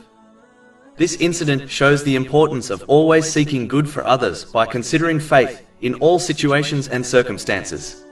Meaning, one should only get into situations when they firmly believe their faith will either strengthen through it, or at least not become damaged because of it. If they suspect this may occur, they should avoid it at all costs, as all worldly things come and go. But the strength of one's faith is the thing that will define their ultimate and permanent destination in the hereafter, therefore, it should always be protected. The material world 22. I had a thought which I wanted to share. It is important to understand that Allah, the Exalted, has only given one heart to each person. Therefore, two opposite things cannot be contained within it at the same time, just like fire and ice cannot come together in one container. This is similar to how a traveler heading east will inevitably move further away from the west. Similarly, the hereafter and the material world are two opposites. They therefore cannot be contained at the same time in a single person's heart. The more one loves and practically strives for the excess of the material world, the less they will love and practically strive for the hereafter. This is an unavoidable reality. A Muslim should not fool themselves into believing it is possible. The two can never come together in a single heart. One will always overcome the other. Even if one believes they can indulge in the lawful excess of this material world, they should realize that first of all, this will distract them from preparing for the hereafter. Secondly, it will cause them to be that much closer to the unlawful, as indulging in lawful things is usually the first step to the unlawful. The one who avoids this mentality will protect their faith and honor. This has been indicated in a narration found in Jami at-Tirmizi, number 1205. Chapter 87 Al-Ala, verses 16 to 17. But you prefer the worldly life, while the hereafter is better and more enduring. The Material World 23. I had a thought which I wanted to share. If a person had to cross a country and was presented different paths to choose from, such as a path through a dangerous jungle, or over a mountain, or through an underground cave, an intelligent person would certainly choose the simplest and easiest path. This would allow them to reach their destination safely while achieving peace of mind and body. Only a fool would choose a difficult and dangerous path, thereby unnecessarily burdening themselves. In reality, each person is on a journey through this world, and their destination is the hereafter. Therefore, an intelligent Muslim should choose the path through this world which is easy and straightforward, in order to reach the hereafter safely. This path consists of fulfilling the commands of Allah, the Exalted, refraining from His prohibitions, and facing destiny with patience according to the traditions of the Holy Prophet Muhammad, peace and blessings be upon him, and only taking from this material world in order to fulfill their necessities and the necessities of their dependents without waste, excessiveness or extravagance. This would allow them to reach the hereafter safely while obtaining peace of mind and body. But the more one indulges in the excess of this material world, and unnecessarily devotes themselves to people and their desires, the more difficult their journey will become. This attitude will only deprive them of peace of mind and body, and reduce the chances of them reaching the hereafter safely. To conclude, Muslims must understand that life is a journey, so they should therefore be kind to themselves, and choose the simple and easy path in order to reach the hereafter safely, thereby obtaining peace of mind and body in both worlds. The Material World 24. I had a thought which I wanted to share. It is obvious that envy has affected many Muslims. In fact, the Holy Prophet Muhammad, peace and blessings be upon him, warned this would occur in a narration found in Jami at-Tirmizi, number 2510. It leads to many other negative characteristics and problems. For example, it prevents Muslims from fulfilling the important duty of supporting good irrespective of who does it, as the jealous person does not desire to aid others, as they believe the other person's rank in society will increase beyond their own. A Muslim must take steps to remove jealousy from their character. One thing which can aid in this goal is to become content with what a person possesses. Allah, the Exalted, does not give people according to their desires, as this might lead to their destruction. He instead gives what is best for each person's faith. Understanding this can eliminate jealousy over what others possess. How many Muslims obtained wealth which destroyed their faith? And how many Muslims will be forgiven on Judgment Day because of the tests they endured patiently? Chapter 2 Al-Baqarah, verse 216. But perhaps you hate a thing and it is good for you, and perhaps you love a thing and it is bad for you. And Allah knows while you know not. The other thing to understand is that as this material world is limited, it is easy to become jealous over the things within it. But if a Muslim aims for the hereafter, and prioritizes it over the excess of this material world, it would remove jealousy from them. This is because the blessings of the hereafter are unlimited, therefore, there is no need to be jealous, as there are plenty of blessings to go around. In fact, they will never end. But the more one aims and desires the limited things found within the world, the more jealous they will become. The Material World 25. I had a thought which I wanted to share. I was pondering over the material world, and the amount of effort most people dedicate to it, compared to the effort dedicated to one's religion. If one observes the material world, such as the movie industry, they will find that the people involved dedicate a large amount of effort in order to achieve success. For example, not only do people spend countless hours and millions of pounds making a film, but after its completion they dedicate more effort and money publicizing it. Celebrities travel around the world for the sake of a meeting or interview, which lasts less than an hour, just to promote their work. Unfortunately, it is quite obvious that most Muslims do not even dedicate a fraction of this effort in their religious affairs, such as strengthening their own faith or spreading the word of Islam. Social media is full of worldly things, which people have dedicated much time and money to, which is obvious to anyone who observes it. Whereas, the money and effort dedicated to Islamic education on social media is only a fraction of this. Islam does not teach Muslims to completely abandon the world, as it is required in order to gather one's lawful provision. But if a Muslim honestly assesses their own life and daily activities, it will be obvious to them that the majority of their effort, wealth and time is dedicated to the material world. It is very rare to observe someone who dedicates the majority of their time to Islam and preparing for the hereafter. If people can dedicate so much effort and money on worldly things, such as making movies, even though these are temporal things, Muslims should work even harder for the eternal hereafter. These worldly people dedicate much effort to their worldly projects and therefore obtain success. If Muslims desire real success in this world and in the next, they too must dedicate time and energy in preparing for the hereafter. It is simply foolish to believe that a Muslim can obtain the blessings of this world and the next by either exerting minimal effort or no effort at all in the obedience of Allah, the Exalted, which involves fulfilling His commands, refraining from His prohibitions, and facing destiny with patience. If worldly success cannot be achieved without effort, how can a Muslim believe they will obtain religious success without effort? Chapter 87 Al-Allah, verses 16 to 17.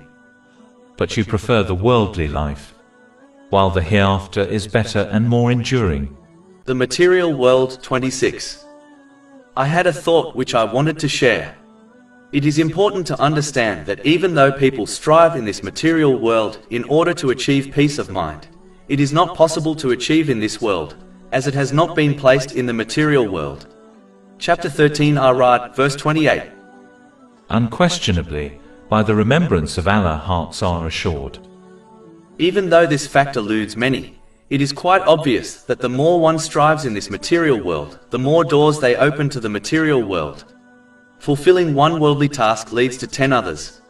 So a person moves from one preoccupation to another, with the no end in sight until they depart this world. The only way to obtain some peace in this world is through the obedience of Allah, the Exalted, by fulfilling His commands, refraining from His prohibitions, and by facing destiny with patience. This Muslim will be granted peace of mind by Allah, the Exalted. But even then, it is important to understand that true, lasting peace of mind is only found in the hereafter. This is because no matter how good someone's life is, even if they reach a point where they have no worldly or religious responsibilities, as they have discharged them all, and they have no other things to deal with even then, the reality of death, the grave and judgment day will prevent them from obtaining true lasting peace. Therefore, a Muslim should understand this reality, as it helps one to remain patient when dealing with life and what it brings, and it encourages a Muslim to strive in preparation for the hereafter, so that they can achieve true lasting peace by obtaining the gardens of refuge and an eternal resting place. The Material World 27. I had a thought which I wanted to share. Islam teaches Muslims that every blessing they possess, such as wealth or children, should be contained in their hand, not their heart. An excellent way of achieving this is that each blessing should be used according to the commands of Allah, the Exalted, not one's own desire. For example, one should strive to only spend their wealth on things commanded and recommended by Islam, such as a person's own necessities and on the necessities of their dependents, while avoiding waste, extravagance and excessiveness. This attitude will prevent one from becoming attached to the blessing, meaning it will ensure the blessing remains in their hands instead of their heart. This is an important concept to understand and act on, as it prevents one from becoming too attached to the blessing.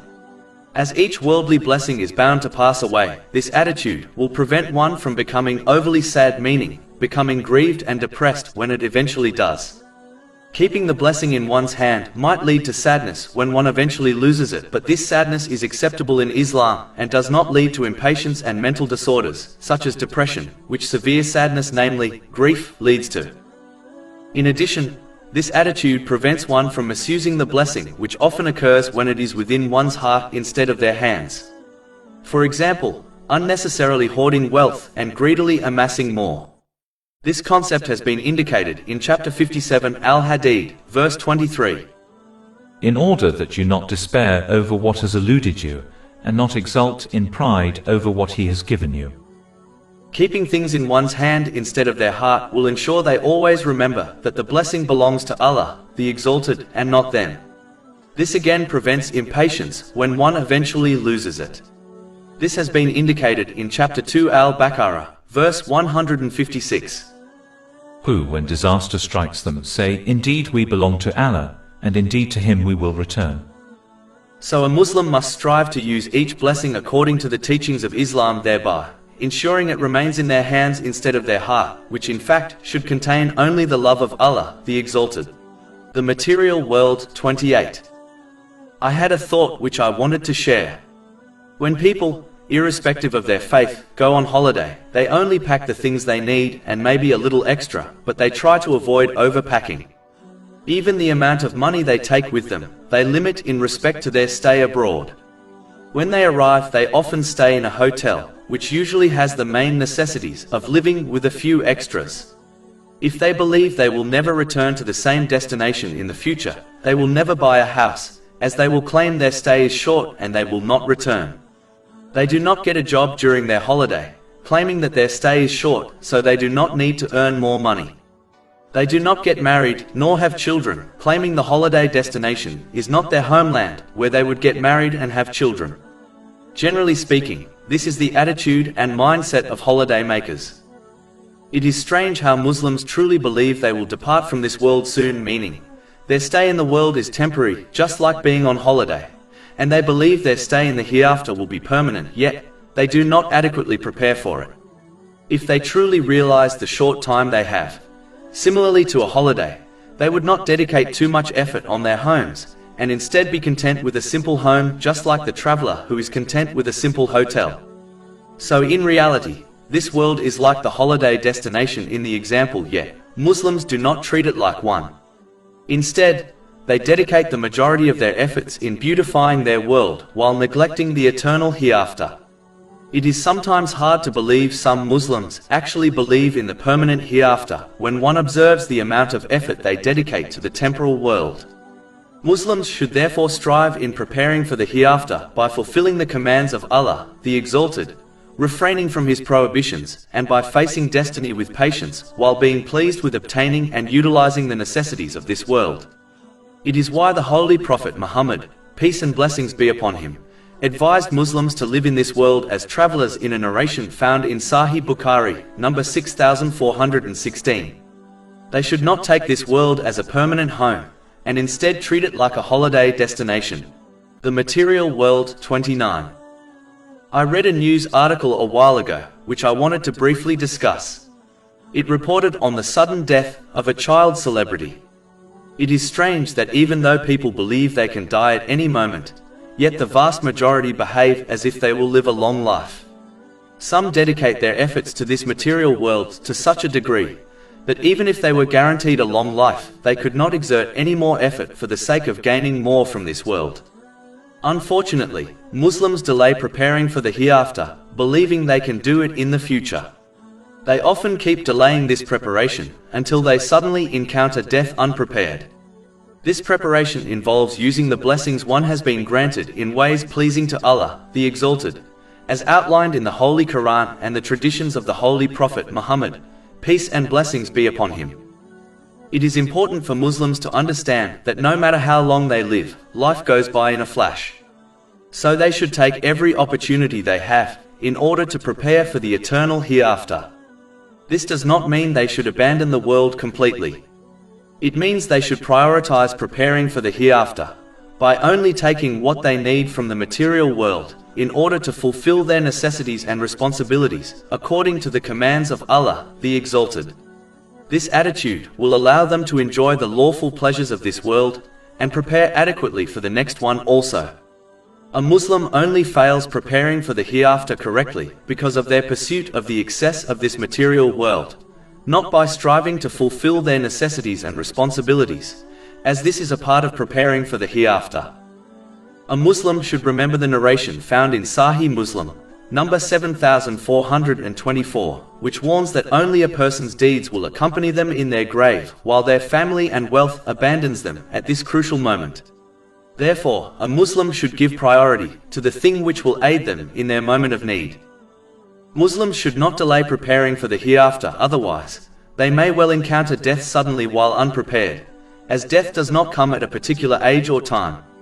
If they fail to prepare, they will be left with nothing but regrets at a time when regrets will not benefit them. Chapter 89 Al-Fajr, verses 23 to 24.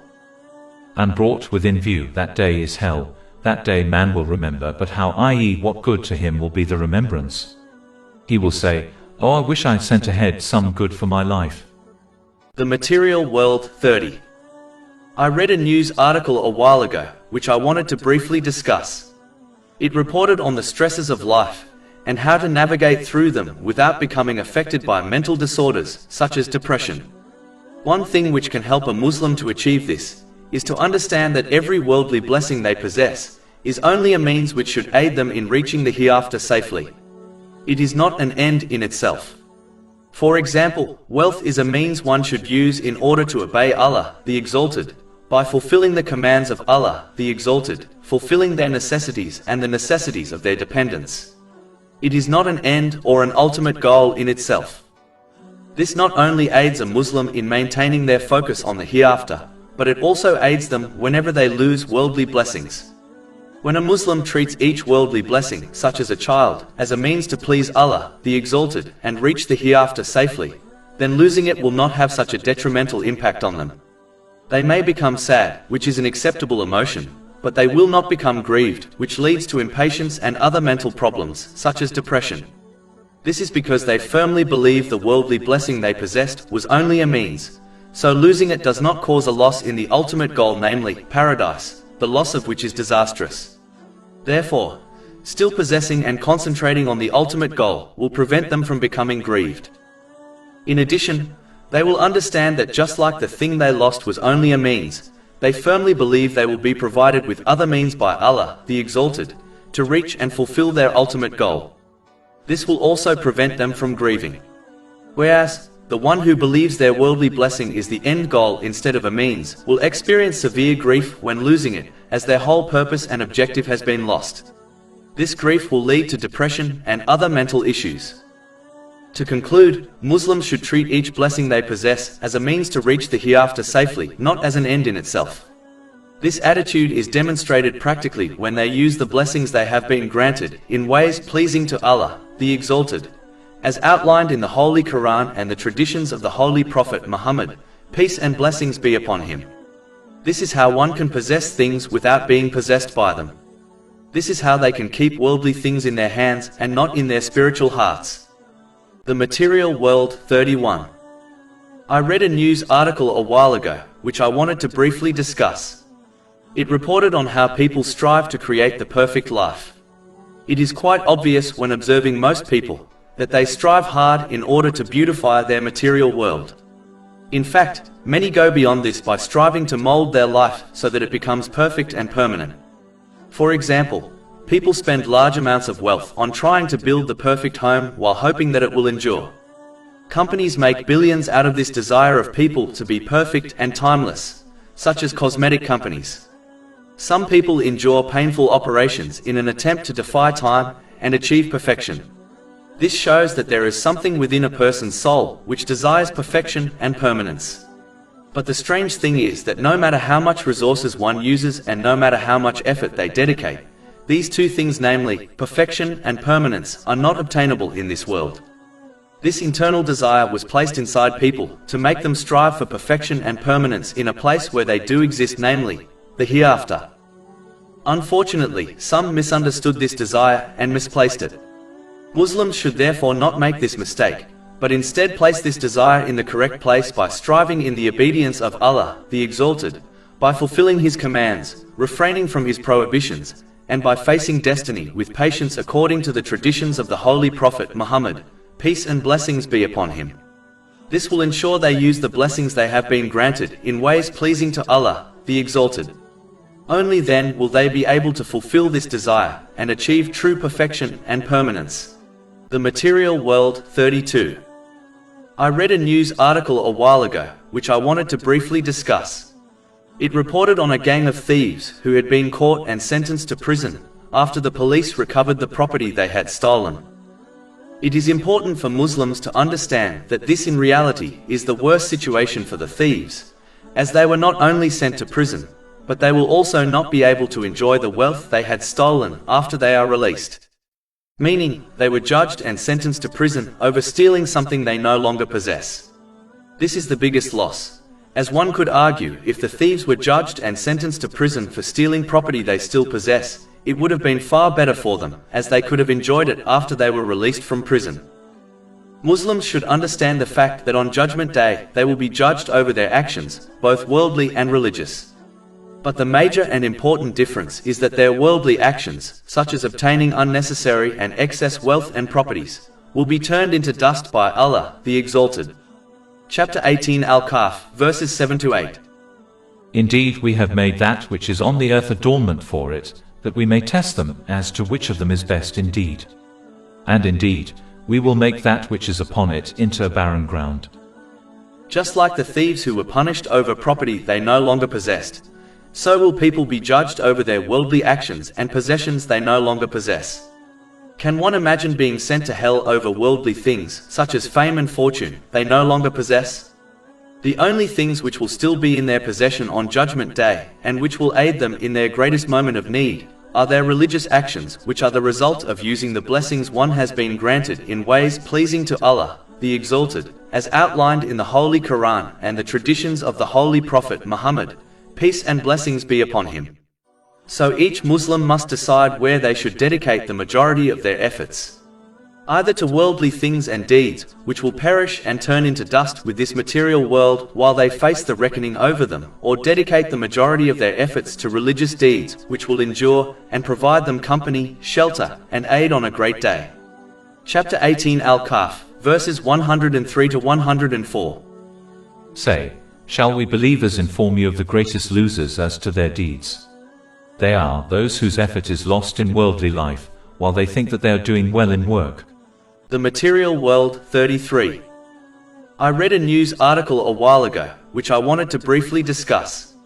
It reported on the importance of having a positive mindset when dealing with worldly issues. It is important for Muslims to develop the correct perception so that they can increase their obedience to Allah, the Exalted, which involves fulfilling His commands, refraining from His prohibitions and facing destiny with patience according to the traditions of the Holy Prophet Muhammad, peace and blessings be upon him. This in turn ensures one gains peace of mind and body in both worlds, as it encourages one to use the blessings they have been granted in ways pleasing to Allah, the Exalted. Chapter 16 An-Nahl, verse 97. Whoever does righteousness, whether male or female, while he is a believer, we will surely cause him to live a good life, and we will surely give them their reward in the hereafter according to the best of what they used to do. This correct perception is what the righteous predecessors possessed, and it is the thing which encouraged them to avoid the excess luxuries of the material world, and instead prepare for the hereafter. This is an important characteristic to possess, and it can be explained with a worldly example. Two people are extremely thirsty, and come across a cup of murky water. They both desire to drink it, even though it is not pure, and even if it means they have to argue over it. As their thirst grows, the more focused on the cup of murky water they become, to the point they lose focus on everything else. But if one of them shifted their focus and observed a river of pure water which was only a short distance ahead, they would immediately lose focus on the cup of water, to the point they would no longer care about it, and no longer argue over it. And instead they would endure their thirst patiently, knowing a river of pure water is close by. The person who is unaware of the river would probably believe the other person was crazy after observing their change in attitude. This is the case of the two types of people in this world. One group greedily focuses on the material world. The other group has shifted their focus to the hereafter and the pure and eternal blessings therein. When one shifts their focus to the bliss of the hereafter, worldly problems do not seem like such a big deal. Therefore, patience becomes easier to adopt. But if one keeps their focus on this world, then it will seem like everything to them. They will argue, fight, love and hate for it. Just like the person in the example mentioned earlier, who only focuses on the cup of murky water. This correct perception is only achieved through gaining and acting on Islamic knowledge found within the Holy Quran and the traditions of the Holy Prophet Muhammad, peace and blessings be upon him. Chapter 41 Fussilat, verse 53. We will show them our signs in the horizons and within themselves until it becomes clear to them that it is the truth. The Material World, 34. I read a news article a while ago, which I wanted to briefly discuss. It reported on different charity projects, and how people sacrifice the things they liked in order to please the needy. It is important for Muslims to understand the importance of Chapter 3 Ali Imran, verse 92. Never will you attain the good reward until you spend in the way of Allah from that which you love. And whatever you spend, indeed Allah is knowing of it. This verse makes it clear that a person cannot be a true believer, meaning they will possess a defect in their faith, until they are willing to dedicate the things they love for the sake of Allah, the Exalted. Even though many believe this verse applies to wealth, but it in fact means much more. It includes every blessing which a Muslim likes and loves.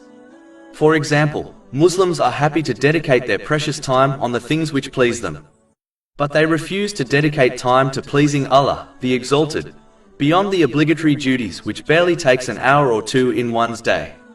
Countless Muslims are happy to dedicate their physical strength in different pleasurable activities, yet many of them refuse to dedicate it to the things which please Allah, the Exalted, such as voluntary fasting. More commonly, people are happy to strive in things which they desire, like obtaining excess wealth which they do not need, even if it means they have to do overtime and give up their sleep. Yet how many strive in this way in the obedience of Allah, the Exalted, by fulfilling His commands, refraining from His prohibitions and facing destiny with patience according to the traditions of the Holy Prophet Muhammad, peace and blessings be upon him? How many give up their precious time in order to learn and act on Islamic knowledge? It is strange that Muslims desire lawful, worldly and religious blessings yet overlook a simple fact. That they will only gain these things when they use the blessings they have been granted in ways pleasing to Allah, the Exalted, as this is showing gratitude to Him. Chapter 14 Ibrahim, verse 7. And remember when your Lord proclaimed, if you are grateful, I will surely increase you in favor. How can they dedicate minimal things to Him and still expect to achieve all their dreams? This attitude is truly strange. The Material World, 35. I read a news article a while ago, which I wanted to briefly discuss. It reported on the many difficulties people across the world are facing. It is important for Muslims to understand that they should not define a situation as good or bad according to worldly definitions. For example, according to a worldly definition, being wealthy is good, whereas being poor is bad. Instead, Muslims should ascribe good and bad to events and things according to the teachings of Islam.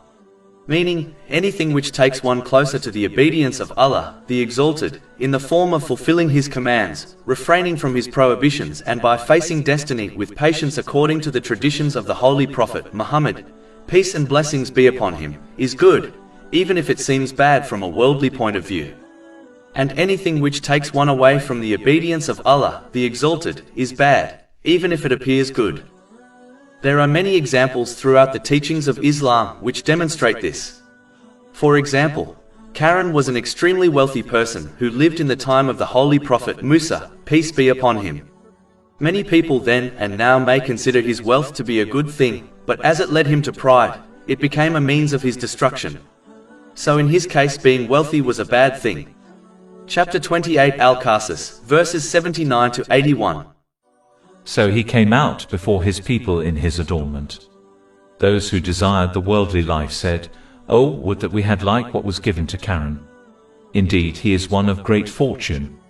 But those who had been given knowledge said, "Woe to you! The reward of Allah is better for he who believes and does righteousness. And none are granted it except the patient. And we caused the earth to swallow him and his home. And there was for him no company to aid him other than Allah, nor was he of those who could defend themselves.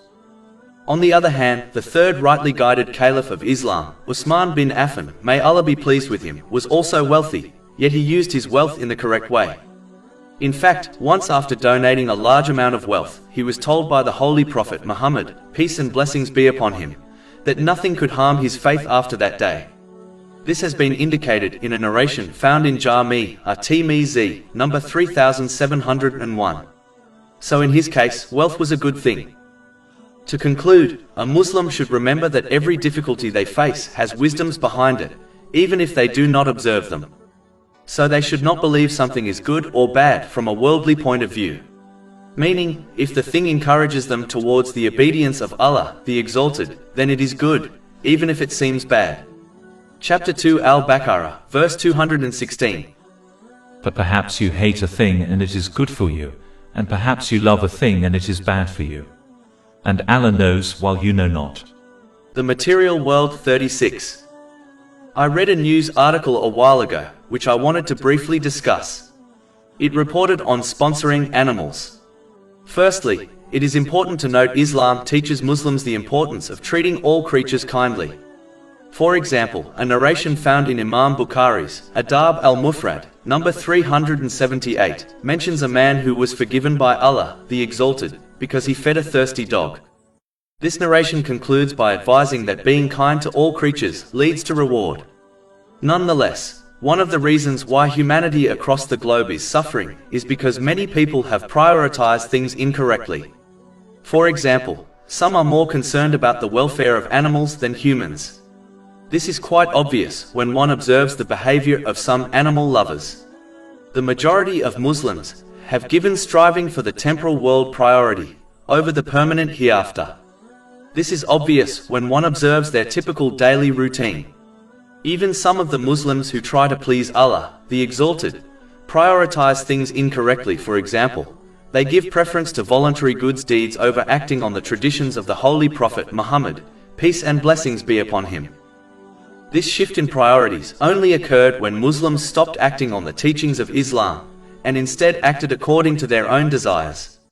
The companions, may Allah be pleased with them, prioritized everything correctly, thereby fulfilling the rights of everyone, as they did not act according to their own desires.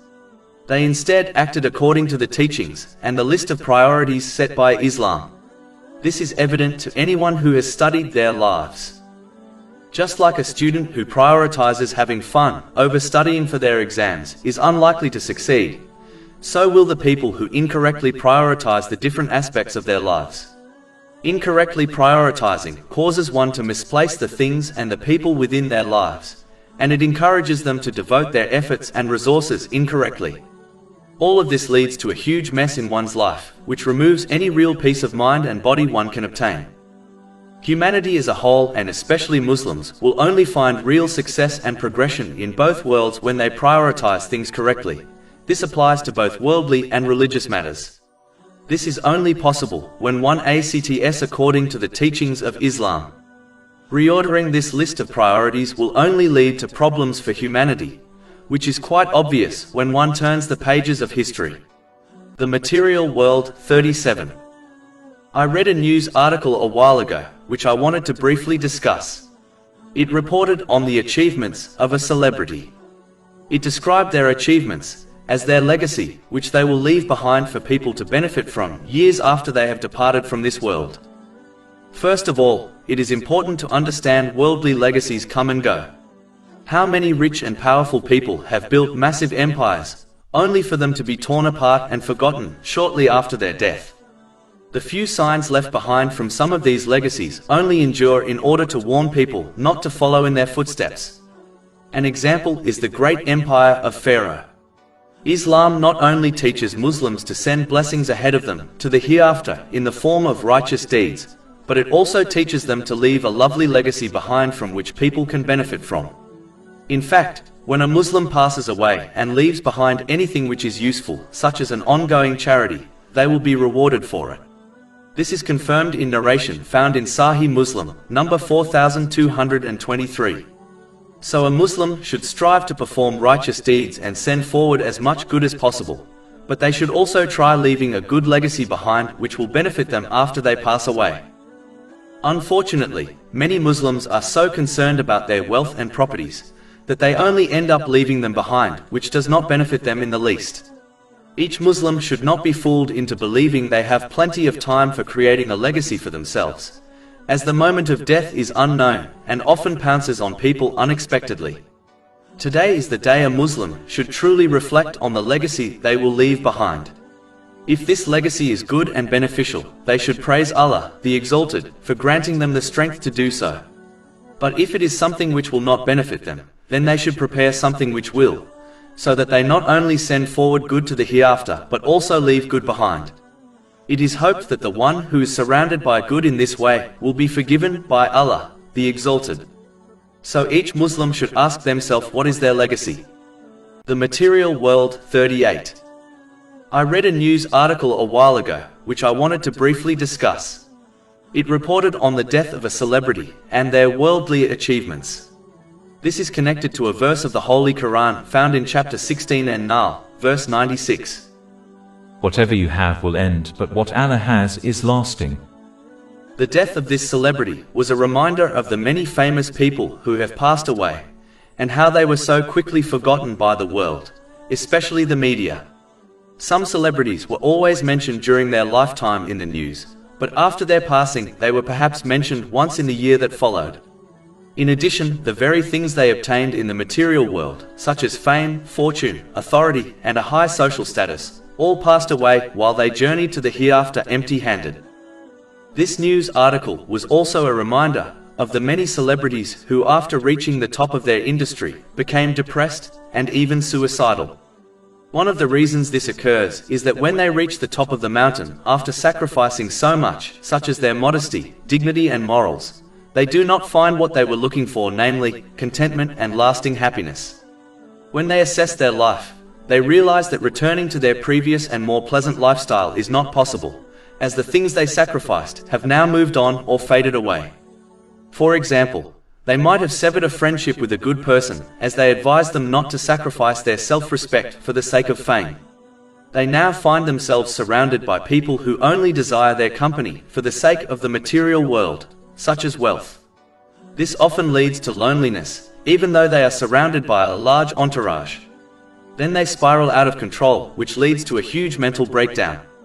Chapter 20 Taha, verse 124. And whoever turns away from my remembrance, indeed he will have a depressed, i.e. difficult life, and we will gather, i.e. raise him on the day of resurrection blind. The key thing to understand is that there is nothing wrong with pursuing worldly success, as long as it is lawful. But one should not sacrifice the limits set by Islam by misusing the blessings they have been granted, such as their modesty, to achieve it. One should also prioritize the hereafter over the material world, knowing that whatever worldly thing they obtain will eventually leave them, during their life, or at the time of their death.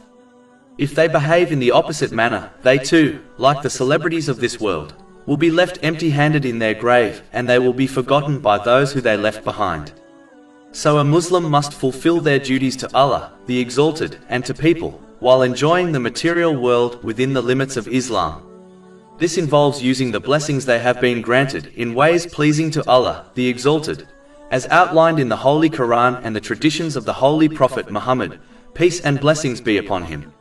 This leads to peace of mind and body in both worlds. Chapter 16 and Nahl, verse 97. Whoever does righteousness, whether male or female, while he is a believer, we will surely cause him to live a good life, and we will surely give them their reward in the hereafter according to the best of what they used to do. The Material World 39. I read a news article a while ago, which I wanted to briefly discuss. It reported on a famous athlete whose undefeated streak had been broken. This incident is connected to narration found in Sunan and Nasai, number 3618. The Holy Prophet Muhammad, peace and blessings be upon him, advised that every worldly thing which is raised high is eventually lowered by Allah, the Exalted. This does not mean Muslims should avoid the material world and trying to achieve success in it. Muslims should strive to obtain a worldly education and a lawful occupation, as it helps one to avoid unlawful wealth, and is required to fulfill one's responsibilities. Chapter 28 Al-Qasis, verse 77. But seek, through that which Allah has given you, the home of the hereafter, and yet, do not forget your share of the world. This narration actually means that one should not make worldly success their number one priority, and instead dedicate most of their efforts in achieving peace of mind and body in both worlds. This involves using the blessings one has been granted in ways pleasing to Allah, the Exalted, as outlined in the Holy Quran and the traditions of the Holy Prophet Muhammad, peace and blessings be upon him. Chapter 16 An-Nahl, verse 97. Whoever does righteousness, whether male or female, while he is a believer, we will surely cause him to live a good life, and we will surely give them their reward in the hereafter according to the best of what they used to do. No matter how much worldly success one gains, eventually it will fade away. This fading will occur either when one is alive, or their success will part from them when they pass away. Countless people have constructed great empires and achieved much worldly success, yet all of this achievement eventually faded away. How many people have had their name plastered across skyscrapers, only for their name to be removed and forgotten after a short while? This narration does not mean that a person will not be given success after facing trouble. Muslims should strive to achieve success in the world and not quit when they face setbacks. The key is to prioritize the success of the hereafter over the material world, by using the blessings and success of the material world to achieve success in the hereafter. One can achieve this by striving for lawful worldly success, in order to fulfill their responsibilities and duties without waste and extravagance. They should also utilize their worldly success to aid them further in obtaining peace of mind and body in both worlds, by spending their extra wealth in charitable projects. If their worldly success can influence society, then they should use this in a way which benefits others. A Muslim should behave in this manner before their worldly success fades away, and they lose out on using it to achieve peace of mind and body in both worlds. Simply put, success in the material world will pass away, but the success of the hereafter will endure. Therefore Muslims should dedicate their efforts accordingly. The material world 40.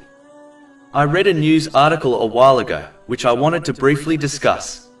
It reported on the positive and negative influence of society and culture. A narration found in Sahih Bukhari, number 3294, advises that whichever path the second rightly guided Caliph of Islam, Umar bin Khattab, may Allah be pleased with him, took, the devil would take a different path, meaning out of fear of him. One of the reasons why the devil acted in this way was because he had little influence over Umar bin Khattab. May Allah be pleased with him. The devil cannot physically force someone to commit sins. He instead encourages them to do so through whisperings. But in order for them to be effective, he requires a person to possess some sort of worldly desire. Then through his whisperings, he encourages the growth of this worldly desire until it drives the person to act on it, thereby committing a sin. The reason the devil had little effect on Umar bin Khattab, may Allah be pleased with him, was because he had removed worldly desires from his heart. His only desires were connected to pleasing Allah, the Exalted. Therefore, if Muslims desire to minimize the effect the devil has on them, they should remove unnecessary desires from their heart. This only occurs when one refrains from indulging in the excess and unnecessary aspects of this material world.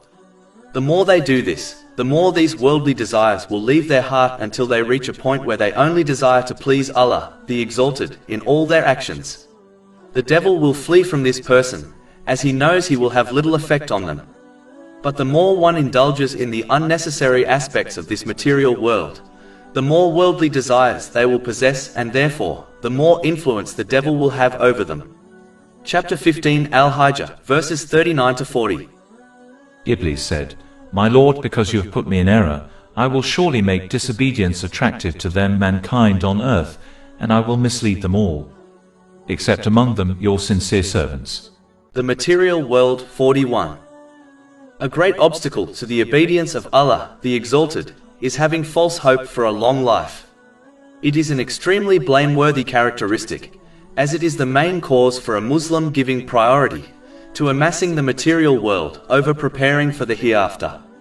One only needs to assess their average 24-hour day and observe how much time they dedicate to the material world, and how much time they dedicate to the hereafter in order to realize this truth.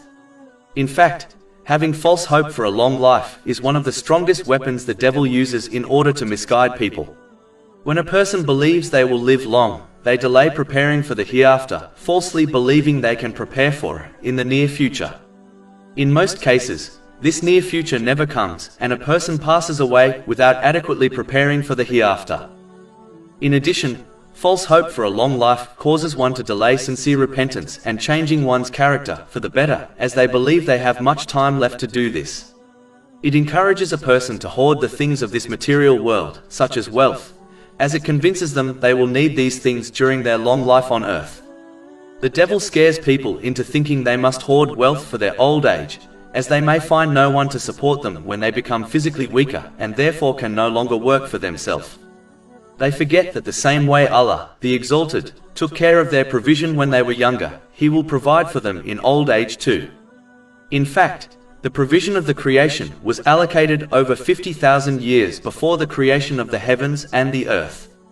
This is confirmed in a narration found in Sahih Muslim, number 6748. It is strange how a person will dedicate 40 years of their life saving for their retirement, which very rarely lasts longer than 20 years, but fails to prepare in the same way for the eternal hereafter. Islam does not teach Muslims to not prepare anything for the world.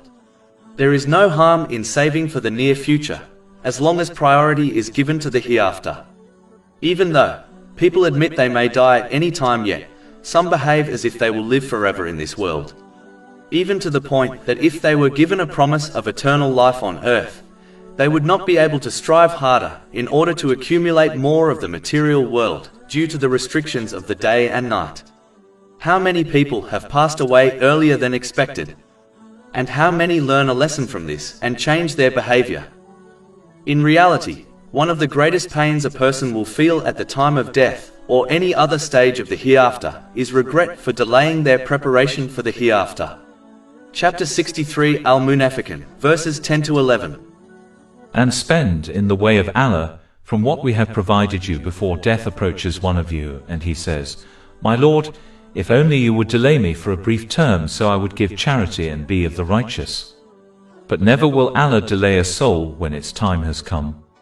And Allah is aware of what you do. A person would be labeled a fool if they dedicated more time and wealth on a house which they were only going to live in for a short while, compared to a house they were planning to live in for a very long time. This is the example of giving priority to the temporal world over the eternal hereafter. Muslims should work for both the world and the hereafter, but know that death does not come to a person at a time, situation, or age known to them, but it is certain to come. Therefore, preparing for it and what it leads to should take priority over preparing for a future in this world which is not certain to occur. The Material World 42. In a narration found in Sunan Abu Dawood, number 4297, the Holy Prophet Muhammad, peace and blessings be upon him, warned that a day would soon come when other nations would attack the Muslim nation, and even though they would be great in number, they would be deemed insignificant by the world. Allah, the Exalted, would remove the fear of Muslims from the hearts of the other nations. This would occur because of the Muslim nations' love for the material world and their hatred for death.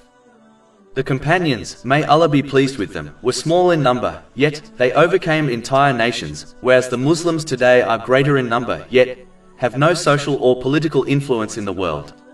This is because the companions, may Allah be pleased with them, lived their lives according to the teachings of Islam, thereby favoring and preparing for the hereafter over enjoying the lawful pleasures of this world. They used the blessings they were granted in ways pleasing to Allah, the Exalted. Whereas, most of the Muslims today have adopted the opposite mindset. It is important to understand that the root of all sins is the love of the material world. This is because any sin which is committed is done out of love and desire for it. The material world can be split into four aspects: fame, fortune, authority, and one's social life, such as their relatives and friends. It is in the excess pursuit of these things which lead to sins, such as earning unlawful wealth out of love for fortune. It is why a narration found in Jami' at-Tirmidhi, number 2376, warns that love for wealth and authority is more destructive to one's faith than the destruction two hungry wolves would cause if they were let loose on a herd of sheep. Whenever people seek the excess of these aspects of the material world, it always leads to disobedience of Allah, the Exalted. When this occurs, the mercy of Allah, the Exalted, is removed, which leads to nothing but trouble. Even though some Muslims believe pursuing the excess things of the material world is harmless, it is something the Holy Prophet Muhammad, peace and blessings be upon him, warned against in many narrations, such as the one found in Sahih Bukhari, number 3158. He warned that he did not fear poverty for Muslims. What he feared was that Muslims would pursue the excess of this material world, such as excess wealth, and this would cause them to compete with each other over it, and this would lead to their destruction. As warned in this narration, this was the behavior of the past nations. As the material world is limited, it is obvious that people would have to compete over it if they desired more than their necessities. This competition would cause them to adopt the characteristics which contradict the character of a true Muslim, such as envy and enmity for others. They would stop caring for each other, as they are too busy competing in gathering and hoarding the material world. And they would contradict the advice given in a narration found in Sahih Bukhari, number 6011, which advises that Muslims should act like one body. When any part of the body suffers from an illness, the rest of the body shares in the pain. This competition would drive a Muslim to stop loving for others what they love for themselves, which is a characteristic of a true believer, according to a narration found in Jami' at-Tirmidhi, number 2515, as they desire to outdo their fellow Muslims in worldly things.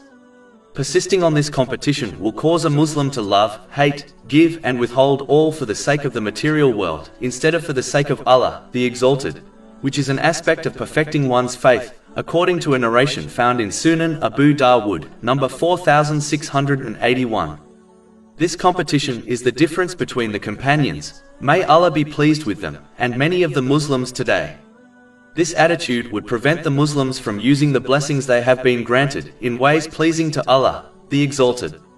This would cause them to lose the support of Allah, the Exalted, which opens the door for their enemies to overpower them. If Muslims desire to regain the strength and influence Islam once had, they must strive and prioritize preparing for the hereafter over striving for obtaining, enjoying and hoarding the excess of this material world. This must occur from an individual level, until it affects the whole nation. The material world. 43. I had a thought which I wanted to share. Worldly success can be broken up into fame, fortune, authority, family, friends and a career. It is important to understand that even though it is not unlawful to strive for and obtain worldly success, one must understand that worldly success is granted to people as a test. Generally speaking, there are 4 paths one can choose from after they are granted worldly success, which determines whether they pass the test or not. The first path is that after obtaining worldly success, such as a good career, a Muslim loses themselves in their career and prioritizes progressing in their career above all else. They are less bothered about making money and concentrate more on advancing in their career. This type of person is common, whereby they happily give up a higher salary for a lower one, just because the latter has more opportunities to progress in their career. Their intention and striving distracts them from finding peace in this world and practically preparing for the day of judgment, which involves using the blessings one has been granted in ways pleasing to Allah, the Exalted, as outlined in the Holy Quran and the traditions of the Holy Prophet Muhammad, peace and blessings be upon him. The second path one can choose after being granted worldly success is to lose themselves in gaining more and more wealth, such as expanding their business and investing in financial opportunities. This person is less bothered with advancing in their career and spending their wealth, but only cares about making more wealth. Their intention and striving distracts them from obtaining peace of mind and practically preparing for the day of judgment, which involves using the blessings one has been granted in ways pleasing to Allah, the Exalted. The third path one can choose after being granted worldly success is when one becomes engrossed in enjoying the worldly success they have obtained, such as wealth or fame. They worked hard to obtain worldly success and therefore feel entitled to enjoy it. These people are less bothered with making more wealth or advancing in their careers, and instead only care about enjoying themselves and therefore lose themselves in entertainment, fun and games, such as going on holidays and attending parties. Their intention and striving distracts them from obtaining peace of mind and practically preparing for the day of judgment, which involves using the blessings one has been granted in ways pleasing to Allah, the Exalted. These three paths causes a person to fail the test of being granted worldly success, even if they adhere to the lawful, as these things were not the reason why the worldly success was granted to them.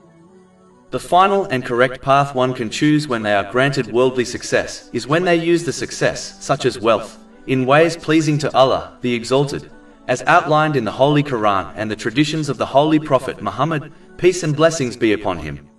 Through this, they pass the test of their worldly success and obtain peace of mind and body.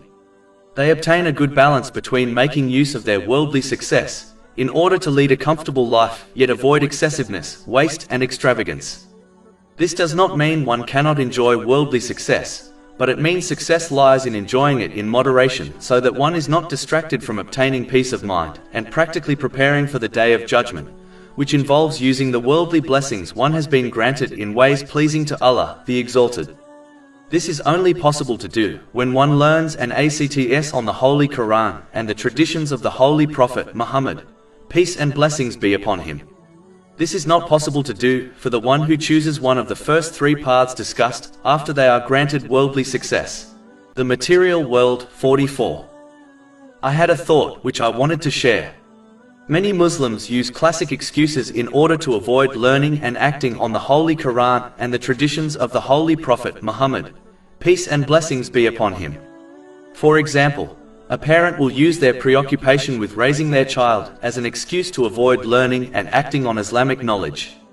Anything which prevents one from fulfilling their purpose of creation, which is to use their blessings in ways pleasing to Allah, the Exalted, as outlined in the Holy Quran and the traditions of the Holy Prophet Muhammad, peace and blessings be upon him, is nothing but a punishment and a curse for them. Firstly, a Muslim must be honest with themselves, as lying to oneself only hinders them from peace of mind and body in both worlds. If a Muslim has time to watch films and television shows, then they have time to learn and act on Islamic knowledge. Secondly, a Muslim must understand that every worldly thing they have been granted only becomes a blessing when they use it in ways pleasing to Allah, the Exalted, as outlined in the Holy Quran and the traditions of the Holy Prophet Muhammad, peace and blessings be upon him. This involves learning and acting on Islamic knowledge and fulfilling their duties and responsibilities towards Allah, the Exalted, and the creation. If these worldly things, such as a spouse, children or a career, prevents one from learning and acting on Islamic knowledge, then they should know that these worldly things have only become a curse and punishment for them as a direct consequence of their laziness and bad attitude. One should dedicate whatever time they have to learning and acting on Islamic knowledge. Allah, the Exalted, does not expect Muslims to become scholars, but they must dedicate some time, whatever time they can find, to learning and acting on Islamic knowledge, so that they can gradually improve their behavior towards Allah, the Exalted, and the creation, which involves using the blessings they have been granted in ways pleasing to Allah, the Exalted. The Material World. 45. I had a thought which I wanted to share. In order to correctly evaluate the worth of things, one must never accept the views of social media, fashion, and culture, as they often get this wrong.